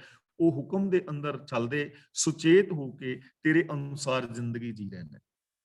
ਹੋਰ ਕਾਰ ਵਿਕਾਰ ਹੈ, ਇੱਕ ਸੱਚੀ ਕਾਰੈ ਲਾਇਆ। ਇੱਥੇ ਇੱਕ ਦਾ ਮਤਲਬ ਹੈ ਕਈਆਂ ਨੂੰ। ਹੋਰ ਕਾਰ ਵਿਕਾਰ ਹੈ, ਜਿਨ੍ਹਾਂ ਐਸੇ ਬੰਦਿਆਂ ਨੂੰ ਤੂੰ ਸੱਚੀ ਕਾਰ ਵਿੱਚ ਲਾਇਆ ਹੋਇਆ ਨਾ, ਹੋਰ ਕਾਰ ਵਿਕਾਰ ਹੈ, ਉਹਨਾਂ ਨੂੰ ਬਾਕੀ ਦੇ ਸਾਰੇ ਕੰਮ ਬੇਕਾਰ ਵਿਅਰਥ ਲੱਗਦੇ ਨੇ। ਉਹਨਾਂ ਵਾਸਤੇ ਦੂਜੇ ਕੰਮ ਟੁੱਟੀ ਕੌਡੀ ਦੇ ਵੀ ਨਹੀਂ। ਕਿਸੇ ਵਾਸਤੇ ਮਾਲਾ ਫੇਰਨਾ ਮਹਾਨ ਹੋ ਸਕਦਾ ਹੈ, ਲੋਕ ਮਾਲਾ ਪਾਈ ਫਿਰਦੇ ਨੇ। ਗੁਰਦੁਆਰੇ ਸਾਹਿਬਾਨ ਦੇ ਵਿੱਚ ਵੀ ਅੱਜ ਇੱਥੇ ਪੁਸਤਕਾਂ ਵਗੈਰਾ ਨੇ, ਉੱਥੇ ਲੋਕ ਮਾਲਾ ਵੇਚੀਆਂ ਜਾ ਰਹੀਆਂ ਨੇ ਔਰ ਲੋਕ ਮਾਲਾ ਪਾਈ ਫਿਰਦੇ ਨੇ ਤੇ ਬੜੇ ਪਿਆਰ ਨਾਲ ਫਿਰ ਵਿਖਾਉਂਦੇ ਨੇ। ਕਈ ਵਾਰੀ ਅਸੀਂ ਵੇਖਦੇ ਹਾਂ ਗੁਰਦੁਆਰੇ ਕਥਾ ਕੀਰਤਨ ਹੋ ਰਿਹਾ ਹੋਵੇ ਤੇ ਲੋਕ ਅੱਗੇ ਬਹਿ ਕੇ ਠਾਂ ਠਾਂ ਦੇ ਮਣਕੇ ਦੇ ਉੱਤੇ ਮਣਕਾ ਮਾਰਦੇ ਨੇ। ਪਰ ਗੁਰੂ ਜੀ ਕਹਿੰਦੇ ਨੇ ਜਿਨ੍ਹਾਂ ਨੂੰ ਸੱਚੀ ਕਾਰ ਵਿੱਚ ਲਾ ਦਿੱਤਾ ਨਾ, ਜਿਨ੍ਹਾਂ ਨੂੰ ਗੁਰਮਤ ਦੀ ਸਮਝ ਆ ਗਈ ਹੈ, ਉਹਦੇ ਵਾਸਤੇ ਇਹ ਕਾਰ ਸਭ ਬੇਕਾਰ ਨੇ। ਆ ਮਾਲਾ ਮੂਲਾ ਫੇਰਨੀਆਂ ਉਹਨਾਂ ਵਾਸਤੇ ਵਿਅਰਥ ਨੇ, ਬੇਕਾਰ ਦੇ ਕੰਮ ਨੇ, ਫਾਲਤੂ ਕੰਮ ਨੇ। ਜਪ ਤਪ ਸੰਜਮ ਫਾਲਤੂ ਕੰਮ ਨੇ। ਦਸਮ ਦਸਮ ਦੁਆਰ ਵਿੱਚ ਪ੍ਰਾਨ ਚੜਾਣੇ ਫਾਲਤੂ ਕੰਮ ਨੇ। ਉਹਨਾਂ ਨੂੰ ਸਮਝ ਆ ਗਈ ਹੈ ਮਨ ਨਿਰਮਲ ਨਹੀਂ, 10ਵੇਂ ਦੁਆਰ ਪਰਮ ਪਰਮ ਆਵੇ ਮੂੜਾ ਵਾਰੋ ਵਾਰ। ਉਹਨਾਂ ਨੂੰ ਪਤਾ ਹੈ ਕਿ ਆ ਜਿਹੜਾ ਤਿਆਗ ਸ਼ਿਆਗ ਨੇ, ਜਾਂ ਜੰਗਲਾਂ ਵਿੱਚ ਭਟਕਣਾ, ਭੋਰਿਆਂ ਵਿੱਚ ਵੜਨਾ, ਪਹਾੜਾਂ ਤੇ ਚੜਨਾ, ਵਰਤ ਰੱਖਣੇ, ਨਰਾਤੇ ਕਰਨੇ, ਸਰਾਧ ਕਰਨੇ, ਜਾਂ ਤੀਰਥਾਂ ਦੇ ਉੱਤੇ ਨਹਾਣਾ ਤੇ ਨਾਰੀਅਲ ਚੁੱਕੀ ਫਿਰਨਾ ਪਾਣੀਆਂ ਵਿੱਚ ਰੇੜਨ ਲਈ, ਇਹ ਸਾਰੇ ਬੇਕਾਰ ਦੇ ਕੰਮ ਨੇ, ਵਿਅਰਥ ਨੇ। ਉਹਨਾਂ ਨੂੰ ਸੱਚ ਦੀ ਸਮਝ ਆ ਗਈ ਕਿ ਸੱਚੀ ਜ਼ਿੰਦਗੀ ਜੀਣੀ ਚਾਹੀਦੀ ਹੈ। ਇੱਕੋ ਹੀ ਮਾਰਗ ਹੈ ਤੇ ਉਹ ਹੈ ਸੱਚ। ਇੱਕੋ ਹੀ ਧਰਮ ਹੈ, ਇੱਕੋ ਧਰਮ ਦ੍ਰਿੜੈ ਸੱਚ ਕੋਈ। ਇੱਕੋ ਹੀ ਰਾਹ ਹੈ ਹੁਕਮ ਰਜ਼ਾਈ ਚੱਲਣਾ। ਉਹ ਸੱਚੀ ਕਾਰ ਦੇ ਅੰਦਰ ਲੱਗੇ ਨੇ, ਸੱਚ ਨੂੰ ਆਧਾਰ ਬਣਾ ਕੇ ਮਨੁੱਖੀ ਜ਼ਿੰਦਗੀ ਜੀ ਰਹੇ ਨੇ। ਉਹਨਾਂ ਵਾਸਤੇ ਬਾਕੀ ਸਭ ਕਰਮ ਬੇਕਾਰ ਔਰ ਵਿਅਰਥ ਨੇ। ਪੁੱਤ ਕਲਤ ਕੁਟੰਬ ਹੈ, ਇੱਕ ਅਲਿਪਤ ਹੈ ਜੋ ਤੁਧ ਪਾਇਆ। ਪੁੱਤ ਦਾ ਮਤਲਬ ਪੁੱਤਰ, ਕਲਾਤ ਦਾ ਮਤਲਬ ਇਸਤਰੀ, ਕੁਟੰਬ ਦਾ ਮਤਲਬ ਪਰਿਵਾਰ। ਕਿ ਧੀਆਂ ਪੁੱਤਰ ਇਸਤਰੀ ਤੇ ਪਰਿਵਾਰ ਹੈ, ਉਹ ਪਰਿਵਾਰ ਵਿੱਚ ਜੀ ਰਹੇ ਨੇ। ਇੱਕ ਅਲਿਪਤ ਹੈ ਜੋ ਤੁਧ ਪਾਇਆ, ਤੇ ਜੋ ਤੈਨੂੰ ਪਾ ਜਾਂਦੇ ਨੇ, ਜੋ ਤੇਰੇ ਭਾਣੇ ਵਿੱਚ ਤੁਰਦੇ ਨੇ, ਉਹ ਪਰਿਵਾਰ ਦੇ ਵਿੱਚ ਰਹਿੰਦੇ ਹੋਏ ਹੀ ਨਿਰਲੇਪ ਨੇ। ਉਹ ਆਪਣੇ ਪਰਿਵਾਰ ਵਿੱਚ ਰਹਿੰਦਿਆਂ ਵੀ ਝੂਠ ਨਹੀਂ ਬੋਲਦੇ, ਈਰਖਾ ਦਵੇਸ਼ ਉਹਨਾਂ ਕੋਲ ਨਹੀਂ ਹੈ, ਉਹਨਾਂ ਦੇ ਅੰਦਰ ਵਿਕਾਰ ਨਹੀਂ ਹਨ। ਉਹ ਆਪਣੇ ਪਰਿਵਾਰ ਨੂੰ ਪਾਲ ਰਹੇ ਨੇ, ਪਰਿਵਾਰ ਵਿੱਚ ਖੁਸ਼ੀ ਦੇ ਨਾਲ ਜ਼ਿੰਦਗੀ ਜੀ ਰਹੇ ਨੇ, ਲੇਕਿਨ ਸੱਚ ਦੇ ਨਾਲ ਜੁੜੇ ਨੇ। ਉਹ ਠੱਗੀਆਂ ਨਹੀਂ ਮਾਰਦੇ, ਉਹ ਬੇਈਮਾਨੀ ਨਹੀਂ ਕਰਦੇ। ਉਹਨਾਂ ਦੇ ਅੰਦਰ ਮੋਹ ਨਹੀਂ ਹੈ, ਉਹਨਾਂ ਦੇ ਅੰਦਰ ਕ੍ਰੋਧ ਨਹੀਂ ਹੈ, ਉਹਨਾਂ ਦੇ ਅੰਦਰ ਲੋਭ ਨਹੀਂ ਹੈ। ਉਹ ਪਰਿਵਾਰ ਦੇ ਵਿੱਚ ਰਹਿੰਦਿਆਂ ਹੀ ਨਿਰਲੇਪ ਨੇ। ਉਹਨਾਂ ਨੂੰ ਕਿਸੇ ਬਾਬੇ ਕੋਲ ਜਾਣ ਦੀ ਲੋੜ ਨਹੀਂ, ਸੰਸਾਰ ਤਿਆਗਣ ਦੀ ਲੋੜ ਨਹੀਂ, ਮਾਲਾ ਫੇਰਨ ਦੀ ਲੋੜ ਨਹੀਂ, ਸਮਾਧੀਆਂ ਲਾਉਣ ਦੀ ਲੋੜ ਨਹੀਂ, ਕਿਉਂਕਿ ਉਹਨਾਂ ਨੇ ਵਿਕਾਰਾਂ ਦਾ ਤਿਆਗ ਕਰ ਦਿੱਤਾ ਹੈ। ਉਹ ਸੱਚ ਦੇ ਨਾਲ ਜੁੜ ਗਏ ਨੇ। ਤੇ ਉਹਨਾਂ ਦੀ ਨਿਸ਼ਾਨੀ ਕੀ ਹੈ? ਉਹ ਅੰਦਰੋਂ ਬਾਹਰੋਂ ਨਿਰਮਲੇ, ਉਹ ਅੰਦਰੋਂ ਔਰ ਬਾਹਰੋਂ ਮੈਲ ਤੋਂ ਰਹਿਤ ਨੇ। ਅੰਦਰ ਵੀ ਉਹਨਾਂ ਦੀ ਮੈਂਟੈਲਿਟੀ ਵੀ ਸਾਫ਼ ਹੈ ਤੇ ਉਹਨਾਂ ਦੇ ਕਰਮ ਵੀ ਸਾਫ਼ ਨੇ। ਆਮ ਜੋ ਬੰਦੇ ਨੇ ਨਾ, ਬਾਹਰੋਂ ਬੜੇ ਨਹਾਤੇ ਧੋਤੇ ਨੇ, ਫਾਹੀ ਸੁਰਤ ਮਲੂਕੀ ਵੇਸ਼, ਉਹਨਾਂ ਦੀ ਸੁਰਤ ਤੇ ਫਾਹੀ ਹੈ। ਮੈਂਟੈਲਿਟੀ ਉਹਨਾਂ ਦੀ ਲੋਕਾਂ ਨੂੰ ਫਸਾਉਣ ਵਾਲੀ ਹੈ, ਇਮੋਸ਼ਨਲ ਬਲੈਕਮੇਲ ਕਰਨ ਵਾਲੀ ਹੈ। ਮਲੂਕੀ ਵੇਸ਼ ਦਾ ਮਤਲਬ ਜਿਹੜਾ ਵੇਸ਼ ਹੈ ਉਹ ਸੰਤਾਂ ਵਾਲਾ ਹੈ, ਭਗਤਾਂ ਵਾਲਾ ਹੈ, ਸਾਧੂਆਂ ਵਾਲਾ ਹੈ। ਚੋਲੇ ਬੜੇ ਲੰਮੇ ਨੇ, ਬੜੇ ਲਿਸ਼ਕਵੇਂ ਕੀਮਤੀ ਚੋਲੇ। ਜਿੰਨਾ ਪਰਫਿਊਮ ਹੈ ਨਾ ਕੀਮਤੀ ਬਣਾਇਆ ਫਰਾਂਸ ਨੇ ਜਾਂ ਹੋਰ ਦੇਸ਼ਾਂ ਨੇ, ਬੜਾ ਕੀਮਤੀ ਪਰਫਿਊਮ ਬਣਾਇਆ, ਪਰ ਉਹਨਾਂ ਬਣਾਉਣ ਵਾਲਿਆਂ ਨੇ ਲਾਇਆ ਨਹੀਂ, ਵਰਤਿਆ ਸਾਡੇ ਬਾਬਿਆਂ ਨੇ। ਕਦੀ ਵੇਖੋ ਸਾਡੇ ਬਾਬਿਆਂ ਦੇ ਪਰਫਿਊਮ 1.5 ਕਿੱਲੇ ਤੋਂ ਦੂਰੋਂ ਬਾਸ਼ਨਾ ਆਉਂਦੀ, ਚੰਗੇ ਚਿੱਟੇ ਚੋਲੇ ਚਮਕਵੇਂ, ਗੜਵੇ ਲਿਸ਼ਕਵੇਂ, ਲੇਕਿਨ ਅੰਦਰੋਂ ਮੈਲੇ। ਤਾਂ ਬਾਹਰੀ ਭੇਸ਼ ਦੀ ਇੱਥੇ ਕੋਈ ਮਹਾਨਤਾ ਨਹੀਂ ਹੈ। ਇਹਦਾ ਮਤਲਬ ਇਹ ਨਹੀਂ ਕਿ ਸਾਫ਼ ਕੱਪੜੇ ਕੋਈ ਨਾ ਪਾਏ, ਕੀਮਤੀ ਕੱਪੜੇ ਨਾ ਪਾਏ, ਪਰਫਿਊਮ ਨਾ ਲਗਾਏ। ਗੱਲ ਇਹ ਨਹੀਂ ਹੈ। ਗੱਲ ਇਹ ਕਿ ਬੰਦਾ ਬਾਹਰੋਂ ਤੇ ਲਿਸ਼ਕਿਆ ਪੁਸ਼ਕਿਆ। ਸਾਡੇ ਰਾਜਨੀਤਿਕਾਂ ਨੂੰ ਵੇਖ ਲਓ, ਚਿੱਟੇ ਕੱਪੜੇ ਨੇ, ਬਿਲਕੁਲ ਐਨ ਸਫੇਦ ਕੱਪੜੇ, ਲੇਕਿਨ ਉਹਨਾਂ ਦੀਆਂ ਕਰਤੂਤਾਂ ਵੇਖ ਲਓ, ਆ ਕਿਸਾਨਾਂ ਦੇ ਨਾਲ ਜੋ ਕੁਝ ਕਰ ਰਹੇ ਨੇ ਉਹ ਦੇਖ ਲਓ, ਜਾਂ ਹੋਰ ਕਰਤੂਤਾਂ ਦੇਖ ਲਓ। ਇਹ ਹਰ ਵਰਗ ਦੇ ਵਿੱਚ ਨੇ, ਰਾਜਨੀਤਿਕਾਂ ਵਿੱਚ ਨੇ, ਸਮਾਜ ਵਿੱਚ ਨੇ, ਧਰਮ ਵਿੱਚ ਨੇ। ਗੱਲ ਉਹਨਾਂ ਦੀ ਹੋ ਰਹੀ ਹੈ ਜਿਹੜੇ ਅੰਦਰੋਂ ਬਾਹਰੋਂ ਨਿਰਮਲ ਨੇ, ਉਹ ਅੰਦਰੋਂ ਬਾਹਰੋਂ ਨਿਰਮਲੇ ਜੋ ਗੁਰੂ ਦੇ ਦੱਸੇ ਰਾਹ ਤੇ ਤੁਰਦੇ ਨੇ, ਉਹਨਾਂ ਦੀ ਸੋਚ ਵੀ ਨਿਰਮਲ ਹੈ, ਉਹਨਾਂ ਦੇ ਕਰਮ ਵੀ ਨਿਰਮਲ ਨੇ। ਸੱਚੇ ਨਾਏ ਸਮਾਇਆ, ਨਾਏ ਦਾ ਮਤਲਬ ਹੁਕਮ, ਉਹ ਸੱਚੇ ਹੁਕਮ ਦੇ ਅੰਦਰ ਸਮਾ ਗਏ ਨੇ, ਤੇ ਜਿਹੜੇ ਸੱਚੇ ਹੁਕਮ ਵਿੱਚ ਸਮਾਏ ਨੇ ਨਾ, ਉਹ ਨਿਆਂ ਵੀ ਸੱਚਾ ਕਰਦੇ ਨੇ। ਮਨ, ਬਚਨ ਔਰ ਕਰਮ ਕਰਕੇ ਉਹ ਸੱਚ ਦੇ ਧਾਰਨੀ ਨੇ, ਉਹ ਰੱਬ ਦੇ ਅੰਦਰ ਸਮਾ ਕੇ ਰੱਬ ਵਰਗੇ ਹੋ ਜਾਂਦੇ ਨੇ। ਤਾਂ ਸਾਨੂੰ ਚਾਹੀਦਾ ਹੈ ਕਿ ਅਸੀਂ ਗੁਰੂ ਪਾਤਸ਼ਾਹ ਜੀ ਦੀ ਪਾਵਨ ਬਾਣੀ ਨੂੰ ਭਾਈ ਆਪ ਪੜ੍ਹੀਏ, ਗੁਰਬਾਣੀ ਨੂੰ ਵਿਚਾਰੀਏ, ਔਰ ਇਹਨਾਂ ਸਿਧਾਂਤਾਂ ਨੂੰ, ਇਹਨਾਂ ਗੁਣਾਂ ਨੂੰ ਆਪਣੀ ਜ਼ਿੰਦਗੀ ਵਿੱਚ ਇੰਪਲੀਮੈਂਟ ਕਰੀਏ, ਇਹਨਾਂ ਤੇ ਅਮਲ ਕਰੀਏ। ਜੋ ਬਾਣੀ ਤੇ ਅਮਲ ਕਰੇਗਾ ਉਹ ਰੱਬ ਵਰਗਾ ਹੋ ਜਾਏਗਾ, ਤੇ ਜਿਹੜਾ ਭਾਈ ਅਮਲ ਨਹੀਂ ਕਰੇਗਾ ਉਹ ਮੇਰੀ ਵਾਂਗੂ ਗੱਲਾਂ ਤੇ ਜਿੰਨੀਆਂ ਮਰਜ਼ੀ ਕਰੀ ਜਾਏ, ਤੇ ਗੱਲਾਂ ਦੇ ਨਾਲ ਕੁਝ ਬਣਨ ਵਾਲਾ ਨਹੀਂ। ਗੱਲਾਂ ਅਸੀਂ ਚੰਗੀਆਂ, ਆਚਾਰੀ ਬੁਰੀਆਂ ਵਾਲੀ ਅਵਸਥਾ ਬਣੀ ਰਹੇਗੀ। ਇਸ ਲਈ ਅਸੀਂ ਬਾਣੀ ਤੇ ਆਪ ਅਮਲ ਕਰੀਏ, ਆਪਣੇ ਬੱਚਿਆਂ ਨੂੰ, ਪਰਿਵਾਰਾਂ ਨੂੰ ਇਹ ਚੀਜ਼ ਪ੍ਰਚਾਰੀਏ, ਪ੍ਰਸਾਰੀਏ, ਔਰ ਇਸ ਸੰਸਾਰ ਨੂੰ ਅਸੀਂ ਸਵਰਗ ਬਣਾਉਣ ਦਾ ਯਤਨ ਕਰੀਏ। ਇਹ ਬਣੇਗਾ ਤਾਂ, ਹੋਏਗਾ ਤਾਂ ਜੇ ਅਸੀਂ ਸ਼ੁਰੂਆਤ ਆਪਣੇ ਤੋਂ ਕਰਾਂਗੇ। ਗੁਰੂ ਦੀ ਰਹਿਮਤ ਕਰਨ ਅਸੀਂ ਬਾਣੀ ਨੂੰ ਸਮਝ ਕੇ ਇਸ ਮੁਤਾਬਕ ਜ਼ਿੰਦਗੀ ਜੀ ਸਕੀਏ। ਤਾਂ ਮੈਂ ਇੱਥੇ ਖਿਮਾ ਦਾ ਜਾਚਕ ਹਾਂ। ਹੁਣ ਜੇ ਕਿਸੇ ਵੀਰ ਭੈਣ ਨੇ ਅੱਜ ਦੀ ਇਸ ਵਿਚਾਰ ਵਿੱਚ ਕੋਈ ਸਵਾਲ ਪੁੱਛਣਾ ਹੈ ਤਾਂ ਉਹ ਭਾਈ ਅਨਮਿਊਟ ਹੋ ਜਾਓ। ਵੀਰ ਜੀ ਨੂੰ ਬਾਰ-ਬਾਰ ਕਹਿਣਾ ਨਾ ਪਵੇ। ਵੀਰ ਤਰਲੋਚਨ ਸਿੰਘ ਜੀ ਅਨਮਿਊਟ ਹੋ ਗਏ ਨੇ, ਕਲਾਸ ਦੀ ਅਗਲੀ ਕਾਰਵਾਈ ਉਹ ਕਰਨਗੇ, ਤੇ ਮੈਂ ਇੱਥੇ ਸਮਾਪਤੀ ਕਰ ਰਿਹਾ। ਤੇ ਫੇਸਬੁੱਕ ਤੇ ਜੋ ਮੇਰੇ ਵੀਰ ਭੈਣਾਂ ਸਰਵਣ ਕਰ ਰਹੇ ਨੇ, ਸਾਜਨ ਸਿੰਘ ਜੀ, ਜਸਪਾਲ ਸਿੰਘ ਜੀ, ਰਾਮਦਾਸ ਰੇਖੀ, ਜਾਂ ਅਮਰੀਕ ਸਿੰਘ ਜੀ, ਔਰ ਸਰਦਾਰ ਬਰਿੰਦਰਾ ਸਿੰਘ ਜੀ, ਜਾਂ ਹੋਰ ਵੀਰ ਭੈਣਾਂ, ਮੈਂ ਆਪ ਸਾਰਿਆਂ ਦਾ ਧੰਨਵਾਦ ਕਰਨਾ। ਵਾਹਿਗੁਰੂ ਜੀ ਕਾ ਖਾਲਸਾ, ਵਾਹਿਗੁਰੂ ਜੀ।